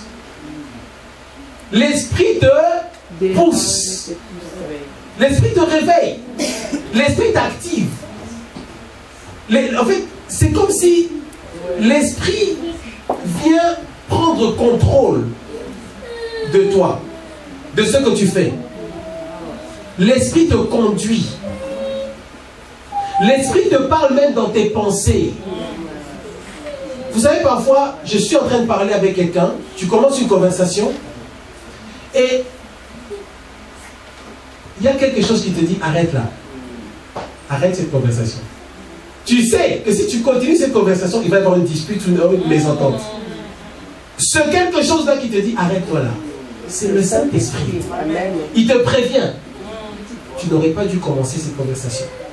Mais, puisque tu l'as commencé, arrête-toi là. Arrête. Mais toi, tu continues. Et puis après, oh, pasteur, il y a eu un problème. Tu dois apprendre à écouter le Saint-Esprit. Tu dois apprendre à écouter le... Bien-aimé, l'affermissement de ce soir, la priorité, le Saint-Esprit. Amen. Les enfants de Dieu doivent chercher la communion avec l'Esprit de Dieu. C'est-à-dire, c'est Dieu qui travaille. Pendant que tu dors, l'Esprit de Dieu ne dort pas, il est là. Pendant que tu es éveillé, tu es avec le Saint-Esprit. Et parfois, tu es quelque part en train de faire autre chose. Tu sens, il faut que j'aille prier. Il faut que j'aille prier. Tu es en train de manger. Tu commences à te dépêcher de finir de manger parce que tu sens qu'il faut que tu ailles prier. Dieu sait pourquoi. Est-ce que tu peux décider dans ta vie chrétienne que tu vas chercher davantage la communion avec le Saint-Esprit? Le Saint-Esprit. Qu'est-ce qui attire le Saint-Esprit? Qu'est-ce qui attire le Saint-Esprit? Qu'est-ce qui attire le Saint-Esprit? Jésus a dit 2 commandements. Tu aimeras le Seigneur ton Dieu de tout ton cœur, de toute ton âme, de toute ta force et de toute ta pensée. Et tu aimeras ton prochain comme toi-même. Ce qui attire le Saint-Esprit, c'est l'amour. Si nous étions tous dans l'amour, il y a des choses incroyables qui se passeraient. C'est l'amour. Maintenant, c'est à toi de décider. Si je veux le Saint-Esprit, si je veux que l'Esprit de Dieu vienne sur moi, il faut que je marche dans l'amour. Tu aimeras le Seigneur ton Dieu de tout ton cœur, ton âme, ta force, ta pensée, et tu aimeras ton prochain comme toi-même. Tout ce qui se passe avec ton prochain, tu considères que c'est toi. Donc quand de bonnes choses arrivent à ton prochain, ton cœur est dans la joie parce que c'est comme si c'était toi. Et ces 2 commandements-là, ils sont très importants. Certains disent que le plus grand, c'est aimer Dieu. Certains disent que le plus grand, c'est aimer le prochain. Décide ce que tu veux. Mais moi, je crois que le plus grand, c'est aimer ton prochain. Oui, mais pasteur, qu'est-ce que tu dis? Il faut aimer Dieu quand même. Le plus grand, c'est aimer ton prochain. Parce que tu ne peux pas aimer Dieu si tu n'aimes pas ton prochain. Est-ce que nous comprenons? Il a dit, tu aimeras le Seigneur ton Dieu de tout ton cœur, ton âme, ta force, ta pensée, avec tout. Il dit même, celui qui aime sa vie plus que moi n'est pas digne de moi. Ok. Mais de l'autre côté, il dit, tu aimeras ton prochain comme toi-même. Et après, il dit, si vous m'aimez, gardez mes commandements. Maintenant, tu ne peux pas décider, bon, je ne vais pas tellement aimer mon prochain, mais je vais aimer Dieu. Oh Seigneur, je t'aime. La Bible dit, celui qui dit qu'il aime Dieu, mais qui n'aime pas son frère qu'il voit, n'a pas connu Dieu, ne connaît pas Dieu. Parce que Dieu est amour. Donc c'est comme si Dieu nous dit, si tu veux grandir spirituellement, si tu veux avoir le Saint-Esprit, tu dois aimer ton prochain. Amen. Tu vois maintenant, tu vois quand on simplifie les choses, ça devient maintenant compliqué. Dieu te dit, si tu veux de moi, aime ton prochain à côté de toi. Si tu veux toutes les bénédictions, les grâces, toutes ces bonnes choses-là, moi je suis le Dieu d'amour qui aime tout le monde, aime aussi ceux qui sont autour de toi. Choisis maintenant, décide de commencer à aimer ton prochain. Amen. Certaines personnes en fait font tout ce qu'il faut. Ce qui manque c'est juste l'amour. L'amour du prochain. Quand tu vas commencer à aimer ton prochain, tu vas voir qu'une porte va s'ouvrir pour toi. Quand tu vas commencer à marcher dans l'amour, à aimer ton prochain. Dis à ton voisin, tu dois m'aimer. Dis de l'autre côté, tu dois m'aimer, hein, toi là, tu dois m'aimer. Enfant de Dieu chrétien, tu vas à l'église, tout ça. Mais il y a des gens que tu n'aimes pas tellement. Non, non, lui, je n'aime pas tellement lui. Lui, je n'aime pas. On n'est pas au travail ici, frère. On est dans l'église. Si on travaille des collègues, lui, je n'aime pas. Tu regardes les trucs, regarde ça. Vous ne connaissez pas le Seigneur. Mais frère, soit on est enfant de Dieu, soit on n'est pas enfant de Dieu. Soit on a le Saint-Esprit, soit on n'a pas le Saint-Esprit. Si tu as le Saint-Esprit, tu marches dans l'amour. Tu aimes ceux qui sont autour de toi. Allô? Il y a une question, pasteur. Il y a une question. Non, je demande, est-ce que les enfants des saints de Thésée s'aiment vraiment? Ça, c'est une question. Ça, c'est une question. C'est pour ça qu'on est là. Qui veut le Saint-Esprit? Nous voulons le Saint-Esprit. Mais est-ce que nous marchons dans l'amour? Est-ce que tu aimes tout le monde? Oui. Allô? Est-ce que tu aimes tout le monde? Oui. Entre parenthèses, l'amour du prochain, ce n'est pas forcément... Écoutez, soyons attentifs s'il vous plaît. L'amour du prochain, ce n'est pas forcément parce que ton prochain t'achète des chaussures. Allô? L'amour du prochain, ce n'est pas forcément parce que tu vas chez lui ou il vient chez toi. Exactement. C'est pas ça. Donc, comme la sœur ne me rend pas visite, c'est qu'elle ne m'aime pas. S'il te plaît. L'amour du prochain, tu aimeras ton prochain quand tu lui rendras visite? Non. Non. Quand il te rendra visite? Non. Comme toi-même. Je vous comprends. Oui, voici. Il y a un maman qui veut poser une question. C'était quoi, maman? Aimer quelqu'un, c'est pas forcément l'apprécier, ça. Elle a l'amour de tout le monde, mais je n'apprécie pas tout le monde. Voilà, c'est ça qu'elle... Tu aimes tout le monde, mais tu n'apprécies pas tout le monde. Waouh! C'est la vérité. La notion d'appréciation là, c'est un, subjectif, deux, c'est en fonction des affinités. Voilà, exactement. C'est différent. Et c'est aussi en fonction du caractère de la personne, de ce qu'elle fait. Donc, je n'aime pas ce qu'elle fait. Donc, du coup, je ne l'apprécie pas. Mais je l'aime. Par contre, tu dois t'assurer que tu aimes. Oui, je suis très laide. On doit s'aimer, oui, ma soeur. Mais quand tu dis de ne pas visiter quelqu'un, c'est pas ne pas l'aimer. Mais si la personne, elle est malade, et que tu la visites pas, c'est que tu n'as pas d'âme, du moins, c'est pas qu'il faut manifester. C'est une manière de non. Oui. On ne dit pas qu'il ne faut pas le faire. Mais on peut le faire par amour, oui. Voilà, on doit le faire par amour. Voilà. La Bible dit que ça entre dans le cadre d'aimer ton prochain comme toi-même. Ton frère en Christ est malade. D'accord? Ton frère en Christ est dans une crise quelconque, il est malade. Tu as l'amour, tu as le Saint-Esprit. Si ton cœur ne bouge pas, c'est qu'il y a un problème. Allô? Parce qu'on est dans l'amour de Dieu. La clé pour l'onction du Saint-Esprit ou le mouvement du Saint-Esprit dans ta vie, c'est l'amour. C'est commencer à donner de la valeur aux gens. Tu verras que le ciel s'ouvre pour toi. L'Esprit de Dieu descend sur toi. Est-ce que quelqu'un m'entend? Si tu veux aller plus loin, ouvre la porte de l'amour. Commence à aimer les gens qui sont autour de toi. Et ça se fait par le Saint-Esprit. Tu ne peux pas décider qu'à partir de maintenant, j'aime. Non. On a fait ça dans le passé. Ça reste théorique.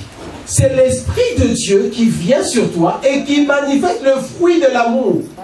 Mais nous devons chercher l'Esprit de Dieu. Amen. Tu aimeras ton prochain comme toi-même et tu aimeras Dieu. Mais tu dois aimer ton prochain. C'est pourquoi l'autre jour, quand je réfléchissais à ça, je me suis dit finalement, je crois que le plus grand commandement, c'est d'aimer ton prochain.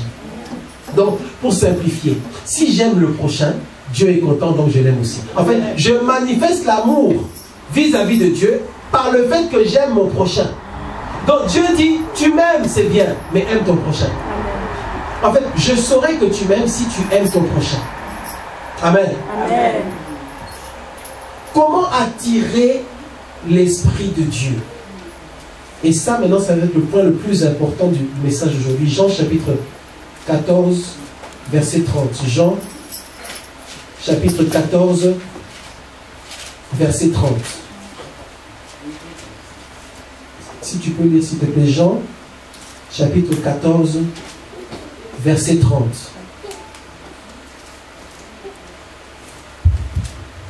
Je ne parlerai plus guère avec vous, car le prince du monde vient, il n'a rien en moi. Voilà. C'est Jésus qui parle. Jésus dit, je ne serai plus avec vous. Parce que le prince de ce monde, Satan, vient. Mais Satan n'a rien en moi. Comment attirer l'Esprit de Dieu? Écoute attentivement. Comment faire pour que l'Esprit de Dieu s'approche de toi? Il faut que Satan n'ait rien en toi. Rien, mais rien. Il faut qu'il n'y ait donc dans ton cœur aucune iniquité, aucun péché, aucune abomination. Rien en toi. C'est pourquoi Jésus dit, je ne serai plus là. et je ne vous parlerai plus. Voici, le prince du monde vient, il n'a rien en moi. En fait, il ne peut rien faire.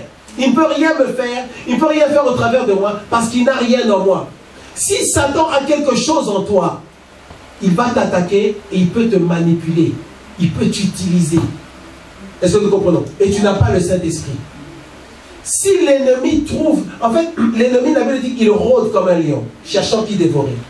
Il t'observe de loin, il te regarde. Si Satan détecte quelque chose qui lui appartient chez toi, ça lui donne le droit de venir chez toi. Quand un huissier, quand tu reçois une lettre d'huissier par rapport à une dette, quand carrément l'huissier se présente devant toi avec un acte je sais pas, de tribunal, c'est parce que tu as quelque chose qui leur appartient. Tu as emprunté des sous que tu n'as pas remboursés et du coup il vient parce que il a un droit de venir te chercher parce que tu as quelque chose qui lui appartient. Cet argent, là tu dois le rendre. Est-ce que nous comprenons? Eh bien avec l'Esprit de Dieu et avec Satan c'est pareil. L'Esprit de Dieu s'approchera de toi si tu es dans la sainteté. Dis avec moi la sainteté. Demande à ton voisin, est-ce que tu es dans la sainteté? Est-ce que tu vis dans la sainteté?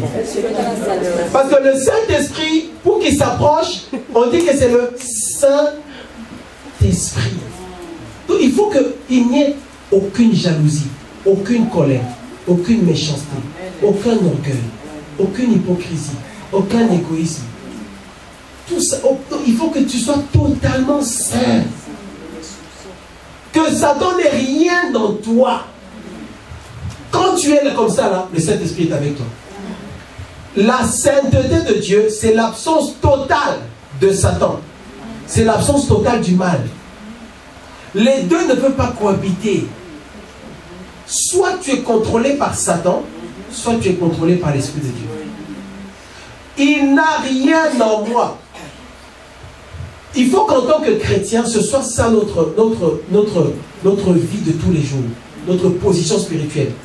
Il n'a rien en moi. Dis un peu, il n'a rien en moi. Il n'a rien en moi. Est-ce que Satan vraiment n'a rien en toi? Rien. Est-ce que Satan n'a rien en toi? Il n'a plus rien chez moi. Il faut que ce soit, quand tu le dis, ce ne soit pas seulement une déclaration, que ce soit une vérité. Quand tu pries, tu dois le déclarer. Je déclare au nom de Jésus, Satan, tu n'as rien dans moi.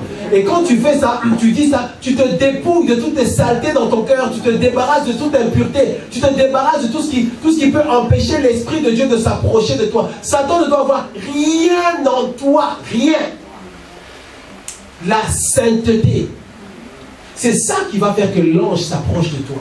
C'est ça qui va faire que l'Esprit de Dieu descend sur toi. C'est ça qui va faire que parfois Dieu veut que tu puisses sentir sa présence. Vous savez que Dieu tellement, parfois il veut qu'on puisse le sentir dans nos corps. Que tu sens qu'il y a quelque chose là. Je ne sais pas quoi, mais il y a quelque chose. Mais pour ça, tu dois être dans la sainteté, dans la sanctification, dans la consécration. Un enfant de Dieu qui marche avec le Saint-Esprit ne peut pas faire n'importe quoi ou dire n'importe quoi ou aller n'importe où. Non, parce que tu es consacré. Ta vie est spéciale. Tu es quelqu'un qui est à part. Tu es quelqu'un qui est différent. Tu le sens. Tu sens que toi, il y a des choses que tu ne peux pas faire. Tu ne peux pas manger n'importe quoi ou toucher à n'importe quoi. Il y a des choses que tu ne fais pas. Est-ce que vous comprenez? Quand tu as le Saint-Esprit, tu te sanctifies. La Bible dit que tu te gardes. Tu te gardes. Tu deviens quelqu'un de prudent. Le Saint-Esprit va te donner une peur spéciale, une peur sanctifiée. Il y a certains péchés, quand les gens les commettent, moi je dis, mais mon Dieu, quel courage! Quel courage d'aller dans une maison de marabout, d'entrer là-bas, d'attendre dans le salon pendant 30 minutes, et qu'après qu'on t'appelle et que tu passes dans la chambre d'à côté, et là-bas il y a quelqu'un qui avec un tapis et une bougie bizarre, s'asseoir là-bas, et la personne fait ses trucs sur toi, et puis elle te donne un truc à boire, et tu le bois, pour que tu aies des sous. Quel courage! Par rapport aux conséquences, nous on a peur de ça. Nous les enfants de Dieu, nous on a peur de ça. Amen. Parfois c'est bien d'avoir peur. Il faut avoir peur de troubler l'Esprit de Dieu, d'attrister l'Esprit de Dieu. Pas de troubler, d'attrister l'Esprit de Dieu. Il faut avoir ça moi je ne fais pas. Ça moi je ne fais pas. Moi ça là je ne fais pas. Ça moi je ne dis pas. Parce que tu as l'Esprit de Dieu. Il n'a rien en moi. Ça doit être ta déclaration vraie, tous les jours. Que Satan n'a rien en toi. Frère, vous imaginez là. Les gens imaginaires, les malades imaginaires, ils sont habités par le mal, mais ils sont malades, quoi. Oui. C'est ça, c'est pour ça qu'ils sont attirés par les narratifs. Ils ont besoin d'une délivrance. Ouais, voilà, Ils ont besoin d'une délivrance. Ça, c'est encore autre chose. Il y a des cas, c'est vrai, où les gens sont tellement... En fait, ils sont influencés par Satan. Donc, ils ont besoin de sortir de ces prisons-là. Mais une fois qu'ils sont libérés, la Bible dit, vous connaîtrez la vérité et la vérité vous affranchira. Donc, quand on vient à Jésus, on est libéré, délivré, et maintenant, on a sa propre connexion consciente avec l'Esprit de Dieu. Amen. Dieu est juste.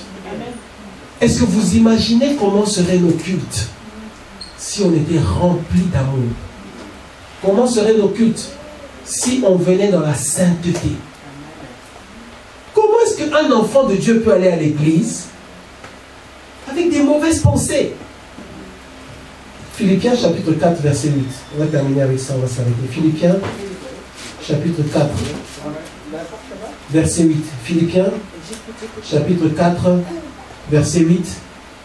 Tu peux le lire. Au reste, frère, que tout ce qui est vrai, tout ce qui est honorable, tout ce qui est juste, tout ce qui est pur, tout ce qui est aimable, tout ce qui mérite l'approbation, ce qui est vertueux et digne de louange, soit l'objet de vos pensées. Ça, c'est un verset important que vous devez tous retenir. Au reste, frère, que tout ce qui est pur, tout ce qui est vrai, tout ce qui est juste, tout ce qui est honorable, tout ce qui est vertueux, tout ce qui est digne de louange, tout ce qui mérite l'approbation, que ce soit ça vos pensées. La sainteté commence dans les pensées. Ça commence dans ce que tu penses. Regarde bien ce verset-là. Tu fais bien de regarder. Regarde bien ce que Dieu attend de toi. Au reste, frère, que tout ce qui est pur, tout ce qui est vrai, tout ce qui est juste, tout ce qui est honorable,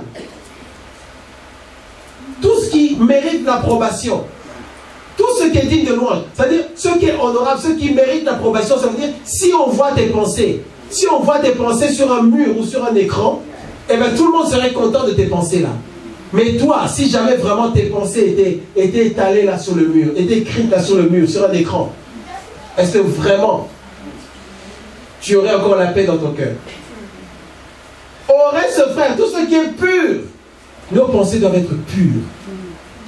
Tout ce qui est vrai, nos pensées doivent être vraies. Certaines personnes ne pensent que ce qui est faux. Ils se font entre guillemets des films, ils se font des illusions, leurs pensées ne sont pas vraies. Tout ce qui est pur, tout ce qui est vrai, tout ce qui est juste, des pensées justes, ce qui est honorable, vertueux, digne de louange. C'est-à-dire, si on entend, on voit tes pensées, les gens seraient là, oh vraiment, quelle pensée, quelle bonne pensée est-ce qu'il a eu, tout ça. Mais est-ce que c'est ta position spirituelle? Est-ce que nos pensées sont pures? Mais nous voulons l'Esprit de Dieu. On a dit que l'Esprit de Dieu vient accomplir le plan de Dieu. Que tes yeux s'ouvrent et que tu vois à quel point c'est important de te mettre en règle pour que l'Esprit de Dieu s'approche de toi. Si l'Esprit de Dieu ne travaille pas dans ta vie, ce que Dieu veut pour toi ne s'accomplira pas. Parce que ce que Dieu veut pour toi ne peut et ne va et ne doit s'accomplir qu'avec l'intervention du Saint-Esprit. Maintenant, si tu as un comportement qui repousse l'Esprit de Dieu, quand est-ce que le plan de Dieu va s'accomplir dans ta vie? C'est là maintenant que tu auras une vie qui fatigue les serviteurs de Dieu. Tu viens pour la prière, on prie pour toi, mais toi tu ne crains pas Dieu, tu n'attires pas l'Esprit de Dieu. Du coup, il y a des problèmes, ça ne va pas dans ta vie, le plan de Dieu ne s'accomplit pas. Tu viens pour la prière, nous on jeûne, on souffre, on vient prier pour toi. Avec l'équipe, on passe la nuit, mais toi-même, tu n'es pas là, tu n'as pas une communion avec Dieu, une vie d'obéissance pour que l'Esprit de Dieu vienne agir. Dieu est juste. Dieu ne se contredit pas. Pour que Dieu agisse dans ta vie, c'est vrai, Dieu peut passer par ses serviteurs qui vont prier pour toi, mais il faut que toi-même, tu aies une vie qui plaît au Saint-Esprit. Est-ce que tu as une vie qui plaît au Saint-Esprit? Quand tu as une vie qui plaît au Saint-Esprit, parfois tu prends des décisions qui réjouissent le cœur de Dieu. Parfois tu prends une décision Dieu voit la disposition de ton cœur et le cœur de Dieu est réjoui. Et l'Esprit de Dieu descend sur toi. Amen. Est-ce que vous comprenez? Amen. Si tu veux que l'Esprit de Dieu vienne sur toi, commence à prendre des décisions qui plaisent à Dieu. Même si tu pleures, ou même si tu souffres, de temps en temps, Dieu fait quelque chose avec toi. Tu as une révélation supérieure de sa présence. Parce qu'il est content de ce que tu fais. C'est pourquoi il y avait une famille quelque part. Ils souffraient. Ils n'avaient pas d'argent. Ils étaient dans des problèmes, des difficultés. Ils sont allés voir le pasteur pour expliquer leur situation. Et le pasteur a décidé qu'ils allaient les aider. C'était au niveau, vers la fin de l'année avec les fêtes. Et donc ils ont cotisé, ils ont fait faire manger vraiment de bonnes choses, ils leur ont acheté plein de cadeaux. Et puis ils sont allés et les avaient accueillis. Le pasteur en fait avait accueilli cette famille-là, couple avec 3 enfants chez eux. Ils avaient accueillis chez eux. Ils avaient fait beaucoup de courses, plein de cadeaux, plein de trucs à manger. Et puis finalement, ils sont allés appeler cette famille. Ils sont venus au salon. Et donc il y avait tous les cadeaux qui étaient là et toute cette nourriture. Et cet homme qui souffrait dans son cœur parce qu'il n'arrivait pas de prendre soin de sa famille, son pasteur lui dit, voilà, ça c'est pour toi, et les enfants, tout ça c'est pour vous, tout ça. Cet homme a commencé à pleurer. Il a commencé à pleurer. Il a pleuré parce que c'était, en fait, c'était trop, tous ces cadeaux et toute cette nourriture, c'était trop, il ne s'attendait pas à ça. Il a commencé à pleurer, sa femme a commencé à pleurer. Et le pasteur aussi lui-même, qu'est-ce qu'il a fait? Eh bien, il a commencé à pleurer. Tout le monde s'est mis à pleurer. Et puis à un moment donné, pendant que ça se faisait, le pasteur a senti que là, il y a la présence de Dieu. La présence de Dieu est tombée sur eux. Parce que Dieu vient agréer ce qui est fait selon sa parole. Amen. Si tu veux ce genre de choses, tu peux avoir ce genre de visitation du Saint-Esprit. Mais il faut que tu fasses les choses selon l'Esprit de Dieu. Il faut que les témoignages ne soient pas seulement les autres, que toi-même aussi tu aies des expériences. J'étais avec quelqu'un et on a prié. On a juste fait quelque chose de simple selon la parole de Dieu. Dieu était tellement content de ce qu'on a fait là que quand on s'est seulement mis à genoux, pouf, la présence de Dieu est descendue. Dieu dit, je suis avec vous. Est-ce que nous comprenons? Ces choses-là sont disponibles et c'est pour tout le monde. Tu peux avoir des visitations de Dieu par la puissance du Saint-Esprit. Mais fais des choses, dis à ton voisin, fais des choses comme il faut. Toi, tu ne fais que ce qui repousse l'Esprit de Dieu. Tu mens, tu es méchant, orgueilleux, rancunier, amer dans ton cœur. Quand est-ce que cette amertume là va te quitter? Cet homme est déjà mort, cette femme est déjà morte il y a 15-20 ans. Tu n'as toujours pas pardonné. Il y a des gens qui continuent à être amers par rapport à des gens qui sont morts. Il est déjà parti, c'est fini, pardonne, efface ça et avance. Ça empêche l'Esprit de Dieu de s'approcher de toi. La vie de consécration, la vie de sainteté, où tu dis, Seigneur, je veux que tu travailles dans ma vie. Je veux obéir à ta parole. Il faut que parfois quand tu fais certaines choses, Dieu sache que tu as fait ça parce que tu t'attends à lui. Moi parfois quand je fais certaines choses, au fond de mon cœur, je prie, je dis, Seigneur, tu vois ce que je fais là, souviens-toi de moi. En tout cas, Seigneur, tu vois ce que je fais là, je le fais juste pour toi. Parce que franchement, je n'aurais pas fait ça pour cette personne-là. Mais je le fais juste pour toi. Souviens-toi de moi. Et Dieu est juste. Est-ce que tu sais que Dieu est juste? Amen. Quand tu fais le bien, tu sèmes les bonnes choses, tu sèmes le bien, et bien tu récoltes le bien. Amen. Quand tu sèmes le mal, et bien tu récoltes le mal. Amen. Donc si tu veux le bien, commence à semer le bien. Amen. Si tu veux le mal, continue à faire le mal. Mais si tu veux le bien, tu veux que l'Esprit de Dieu soit réjoui, change. Commence à marcher dans l'amour et tu verras. Tu peux arriver à un niveau spirituel très élevé, sans être pasteur, ou sans avoir une église, ou sans être prophète. Toi-même, quand tu entres dans ta chambre, quand tu fermes la porte, la présence de Dieu, boum. Dieu est juste. Dieu ne fait exception de personne. Dieu n'a pas de favori ou de chouchou. Amen. Dieu agit en fonction de ce que les gens font. Est-ce que nous comprenons? Donc, si tu veux avoir telle dimension ou faire certaines choses, aie la même vie que cette personne-là, et tu auras les mêmes conséquences dans ta vie.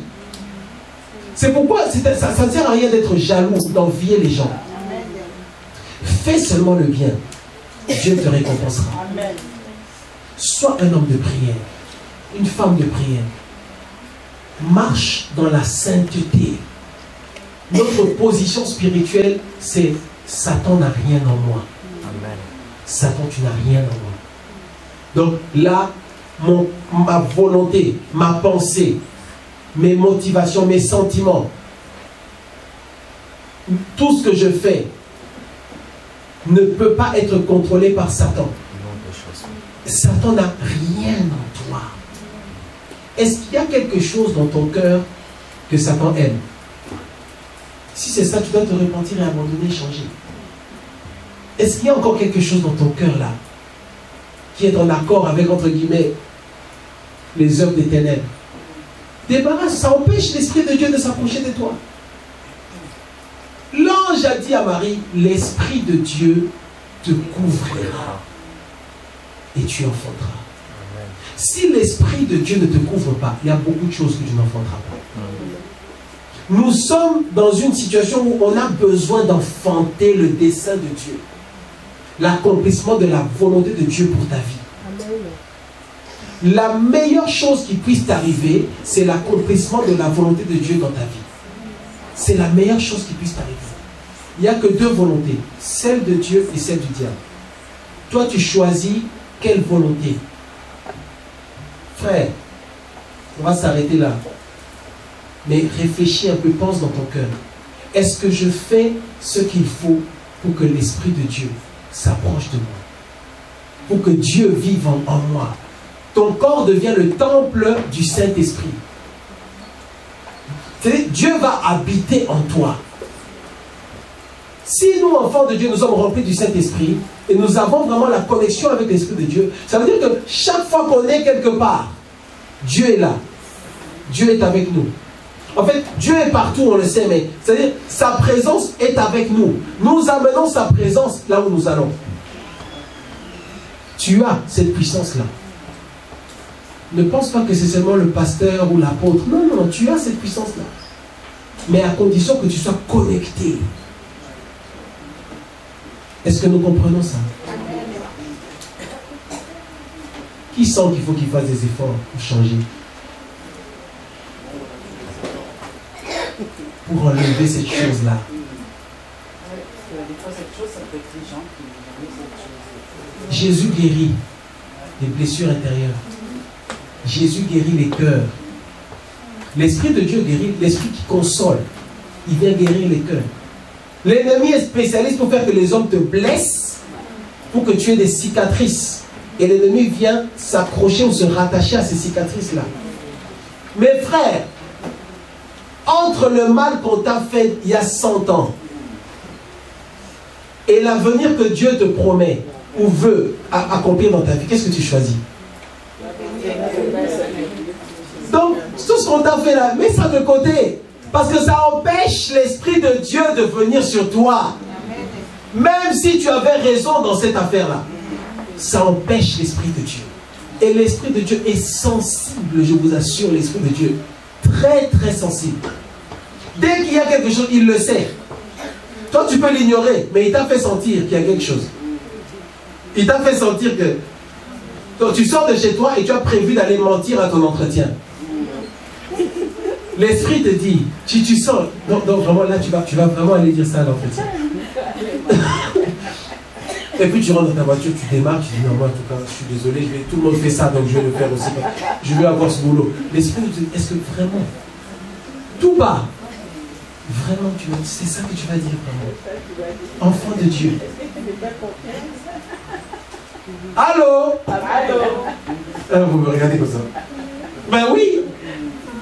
Nous marchons dans la vérité, mais la vérité. Dis avec moi la vérité. Oui. La vérité. L'esprit de vérité. Les enfants de Dieu doivent arrêter de fuir la vérité. Les enfants de Dieu, de temps en temps, ils vont dans le mensonge. Là, je sens que ça concerne. Bien sûr, ça me concerne. Dis avec moi la vérité. C'est l'esprit de vérité, frère. Sinon, l'esprit de Dieu, il va là-bas. Vivre dans la vérité. Que ton oui soit oui, que ton non soit non. Tout ce qu'on ajoute là, ça vient de Satan. Mon frère, est-ce que le pantalon était-il bleu ou vert? Tu sais qu'il était bleu. Mais en fonction du contexte, on adapte un peu. On arrange la vérité. Non, c'est pas comme s'il était bleu, mais on pourrait dire que... Mais non, frère, on est enfant de Dieu. Tout ça, ça éloigne l'esprit de Dieu, frère. Il aime la vérité. Frère, est-ce que tu as ton argent ou pas? Je n'ai pas mon argent. C'est tout. Pas commencer à chercher. Oui, ma soeur. Tu as dit au travail que tu avais la gastro alors que tu étais malade. Alors que tu n'avais pas la gastro. Mais non. Frère, toutes ces petites choses-là, ça fait fuir la présence de Dieu. Il est saint. Dis avec moi, il est saint. Il est saint. Nous sommes l'assemblée des saints. On n'est pas saint par nos propres capacités. On est saint parce que le sang de Jésus nous a lavés. Mais nous devons aimer la vérité. Non, maman, il n'y a pas de mais. On doit aimer la vérité. Sinon, l'esprit de Dieu, bye bye. Je viendrai quand tu seras prêt. C'est l'esprit de vérité. Frère, vous voyez, quand on dit ces choses, on rigole. Mais Dieu, ça attriste son cœur. Parfois, quand tu dis seulement la vérité, tu es plus léger, tu es libre. Mentir, c'est un travail et ça enlève ta paix. Tu dois réfléchir, comment je vais mentir? Hier, je lui avais dit qu'il restait 30 euros. Aujourd'hui, il reste 40 euros. Donc, en fait, c'est 70 euros. Mais moi, il faut que je dise qu'il reste 50 euros. Tu travailles plus. Et tu arrives là, tu mélanges toi-même les choses tellement tu mens. Tu ne sais même plus comment la dernière version de ce que tu avais dit. Parce que tu mens. L'esprit de mensonge. La Bible dit que Satan est le père du mensonge. Tout ça, c'est ce qui empêche que l'esprit de Dieu agisse. Les enfants de Dieu chrétiens. Oh Seigneur, gloire à ton nom, oh Père éternel. Oh. Allô, monsieur Martin? Oui, je ne peux pas venir ce matin parce que j'ai une gastro. Dieu sait que... Ça, c'est compliqué, hein? Parce que c'est facile. J'ai pas envie d'aller aujourd'hui. Franchement, comment je fais? Il faut que j'ai une excuse. Arrêt maladie. Et tu connais un médecin quelque part qui fait facilement les arrêts de travail. Du coup, tu vas là-bas, tu racontes n'importe quoi. Madame, il n'y a pas de problème. Mais est-ce que c'est la vérité? Est-ce que c'est la vérité? Oui, si tu dis la vérité nous attire des problèmes, c'est vrai. C'est vrai. Maintenant, est-ce que tu veux que le plan de Dieu s'accomplisse dans ta vie? Est-ce que tu veux que l'ange vienne te dire l'esprit de Dieu te couvrira? Il y a certaines choses, en fait ce que tu dois comprendre, il y a certaines choses, ça ne se fera que si l'esprit de Dieu descendrait. Ça ne sera pas par ta force. Il y a certaines choses dans cette vie-là. Si Dieu ne fait pas, ça ne se fera pas. C'est à nous de choisir. Est-ce que je veux que Dieu agisse dans ma vie, oui ou non? Oui. Dans les histoires de beaucoup de monde, dans l'histoire de monde d'Asie. Est-ce que vous aimez la vérité? Mais Dieu nous pardonne par le sang de Jésus. Ça aussi c'est la vérité. Non, ça c'est la vérité. Peu importe les péchés que tu as commis, le sang de Jésus nous purifie. On est pardonné. Les choses anciennes sont passées. Toutes choses sont devenues nouvelles. Mais arrête. Allô? Oui. Oui, mais pour quelqu'un qui est chrétien, qui a reçu le Seigneur comme Christ est sauveur, et qui vient demander l'asile, mais il ment. Mon père, ma mère, ce n'est pas le thème, ce n'est pas le thème aujourd'hui. Non, mais je vous dis la vérité. L'asile est dans la Bible. Si Abraham a demandé l'asile. Et c'est vrai qu'il y a eu des cas où même dans la Bible, il y a eu mensonge pour s'en sortir. C'est pas moi, c'est dans la Bible. Ça existe. C'est-à-dire, tu vas dans un pays, là-bas, il y en a même qui ont changé de nom. Ils ont changé de... En fait, ils sont restés enfants de Dieu, mais ils ont pris une autre culture. Et il y a certains exemples où c'est vrai, il y a eu des mensonges. C'est vrai. Oui. Par nécessité. Oui. Oui. Ce n'est pas... C'est délicat. Si tu mens, ce n'est pas la vérité. Oui, oui. Mais même ça, Dieu pardonne. Il n'y a pas de... Vous aimez la vérité? La vérité, c'est que le mensonge n'est pas bon, mais il n'y a pas de péché que Dieu ne puisse pas pardonner. Est-ce que nous comprenons? Le sang de Jésus nous lave. Maintenant, ce qu'il faut faire, à un moment donné, tu as menti. Les choses sont telles qu'elles sont. Mais tu décides de marcher dorénavant dans la vérité. Est-ce que nous comprenons? La Bible dit ne sois pas juste à l'excès. Qui a déjà lu ce verset? Ne sois pas juste à l'excès. D'accord? Parce que dans ce monde, et ça, ne me regardez pas comme ça, c'est dans la Bible, on n'a pas le temps de regarder. La Bible dit ne sois pas juste à l'excès. Pourquoi faudrait-il que tu meurs avant le temps? Donc il faut faire attention. Mais si tu sais que dans certains domaines de ta vie il y a le mensonge, décide de vivre dans la vérité. Est-ce que nous comprenons? Dieu ne nous juge pas par rapport au passé. Dieu regarde ton cœur aujourd'hui. Affermissement. L'affermissement de ce soir, c'est quoi? Chérir le Saint-Esprit. Comment chérir le Saint-Esprit? Je vis dans l'amour. J'aime mon prochain. Je fais des choix qui plaisent au Saint-Esprit.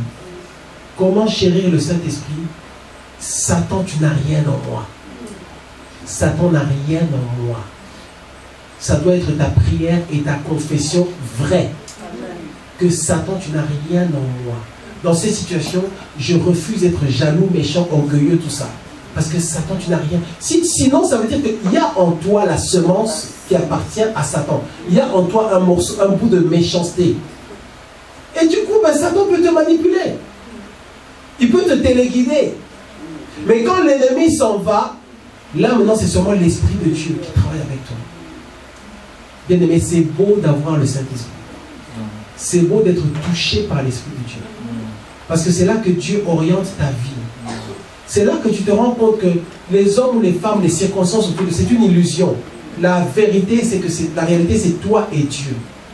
Ce qui se passe dans ta vie, ce qui se passera dans ta vie, ça ne dépend pas des hommes ou des femmes autour de toi ou des circonstances. Ça dépend de ta relation avec Dieu. Est-ce que nous comprenons? C'est là que Moïse est arrivé devant le buisson ardent. Dieu lui dit, enlève tes sandales. Parce que l'endroit où tu es est un lieu saint. Ça ne dépendait pas de sa famille, de son père, de sa mère. Il n'y avait personne d'autre. Son destin a changé. La beauté de la relation avec Dieu, c'est quoi? C'est quand tu arrives dans une situation où Dieu lui-même descend pour faire les choses dans ta vie. Dieu lui-même descend et dit, bon, maintenant, ça va là, ça va là, ça c'était là, et voilà. Et ça, j'enlève. Et c'est Dieu lui-même qui le fait. Mais personne d'autre à part l'Esprit de Dieu ne pourra le faire. Donc c'est mon intérêt, c'est ton intérêt de chérir la relation avec le Saint-Esprit. Comme je disais hier, le plus important, ce n'est pas d'être la personne qui va prêcher ou la personne qui est pasteur, quoi. Non. Le plus important, c'est d'être sur sa chaise remplie du Saint-Esprit, frère. C'est le plus important. Moi, j'aurais préféré être dans une église quelque part et être dans les bancs comme vous. J'aurais préféré ça. Parce que je me rends compte que mon Dieu, c'est tellement plus facile. Ce que je dois faire, c'est seulement marcher dans la crainte de Dieu, avoir le Saint-Esprit. Cherche le Saint-Esprit. Cherche la communion avec l'Esprit de Dieu. Décide de coopérer avec l'Esprit de Dieu. Et tu verras ce que Dieu fera dans ta vie. Dieu fera des grandes choses. Dieu va changer les circonstances et les temps. Dieu va te faire du bien, te bénir. Tu ne seras pas forcément milliardaire. D'accord? Mais Dieu va prendre soin de toi. Amen. Amen. Parce que Dieu va accomplir le plan. Le plan de Dieu, c'est le meilleur plan. Amen. Voilà, le plan de Dieu, c'est le meilleur plan. C'est pas facile, c'est compliqué, ça fait pleurer, on souffre, oui, mais c'est le meilleur plan. Dieu te dit, soit tu fais comme je veux, soit, eh bien Satan fait ce qu'il veut avec toi. Décide que ce sera le plan de Dieu qui va s'accomplir dans ta vie. C'est pourquoi nous, parfois, on arrive dans des circonstances où on dit, bon, Dieu permet ça. Seigneur, pourquoi tu permets ça? Mais est-ce qu'on a le choix? Seigneur, que ta volonté soit faite. Dans tout ce qui t'arrive, pose-toi la question, est-ce que tu as le choix? Est-ce que tu as le choix d'aller ailleurs, de faire autre chose? Tu n'as pas le choix. Si tu fais ça, tu es perdu. Après, tu vas en enfer. Donc nous, qu'est-ce qu'on dit? Seigneur, fais ce que tu veux. Et quand tu fais comme ça, ta dimension d'adoration s'élève. Quand tu adores Dieu, malgré les blessures dans ton cœur, ça plaît à l'Esprit de Dieu. Amen. Quand tu adores Dieu, malgré les blessures, les déceptions, les soucis, les problèmes dans ta vie, dans ton cœur, ça fait plaisir, ça plaît à l'Esprit de Dieu. Il descend sur toi. C'est là qu'on commence juste un petit chant comme ça, là. Tu sens vraiment que, oh, il y a la présence de Dieu là. J'ai envie qu'on reste là. J'ai envie, avant même, on va rester encore, avant de commencer la parole, on va profiter encore un peu. On reste dans la présence de Dieu parce qu'il est content, parce que malgré ce que tu vis, tu décides de rester ami du Saint-Esprit et tu permets à l'Esprit de Dieu de venir sur toi. Elle veut dire, l'Esprit de Dieu te ouvrira et tu enfanteras. Donc tu dis, Seigneur, malgré ce qui se passe avec moi, je décide de t'adorer de tout mon cœur. Ça donne une autre dimension à ta vie de prière. Il y a des gens, ils prient pendant 2 heures, mais il n'y a aucun impact. Mais il y a des gens qui prient pendant 10 secondes. Seigneur, agis dans cette situation. Je te le demande. Au nom de Jésus. Amen. Le ciel s'ouvre. Parce qu'on fait des choses. Tu vois, parfois il y a des gens, il faut qu'ils prient pendant 1 heure pour sentir la présence de Dieu. Mais le raccourci, c'est de marcher dans l'obéissance. Chaque fois que tu fais quelque chose qui est dans le plan de Dieu, ça attire la présence du Saint-Esprit. C'est là que tu te mets avec quelqu'un pour prier juste pendant 2 minutes. L'Esprit de Dieu descend pour dire, je suis là, je suis d'accord, j'atteste, j'agrée. Donc, si on veut ne pas devoir prier trop longtemps pour avoir la présence de Dieu, arrangeons-nous pour faire des choses que Dieu agrée. Comme ça, tu as tellement fait du bien à gauche, tu as tellement été gentil pendant la journée, tu as tellement été patient, on a fait ça, je ne sais pas, à 10 heures, tu n'as pas répondu, tu étais tellement patient, tu as manifesté l'humilité. Quand tu viens à la veillée, dès qu'on prie, boum! Parce que tu as déjà préparé ton chemin, tu as préparé les choses. Est-ce que tu comprends? Mais toi, le matin, tu mens, à midi, tu te disputes, à 16h, tu mens, je ne sais pas quoi, à 18h, et puis tu viens à la veillée, on va prier, mais rien qui se passe. Et après, tu es jaloux des autres. Mais les autres, demande-leur comment ils ont passé leur journée. Pendant que toi tu insultais, eux ils étaient en train de pleurer dans la prière. Du coup, quand ils viennent là, le Seigneur, Dieu attend seulement qu'on vienne dans sa présence et il bénit. Il attend seulement il bénit. Toi non, toi oui, toi non, franchement, c'est ce que tu as fait. On verra plus tard. Donc, chaque fois que tu viens, la bénédiction est vraiment, tu passes à côté. La bénédiction est vraiment, pourquoi? Parce que tu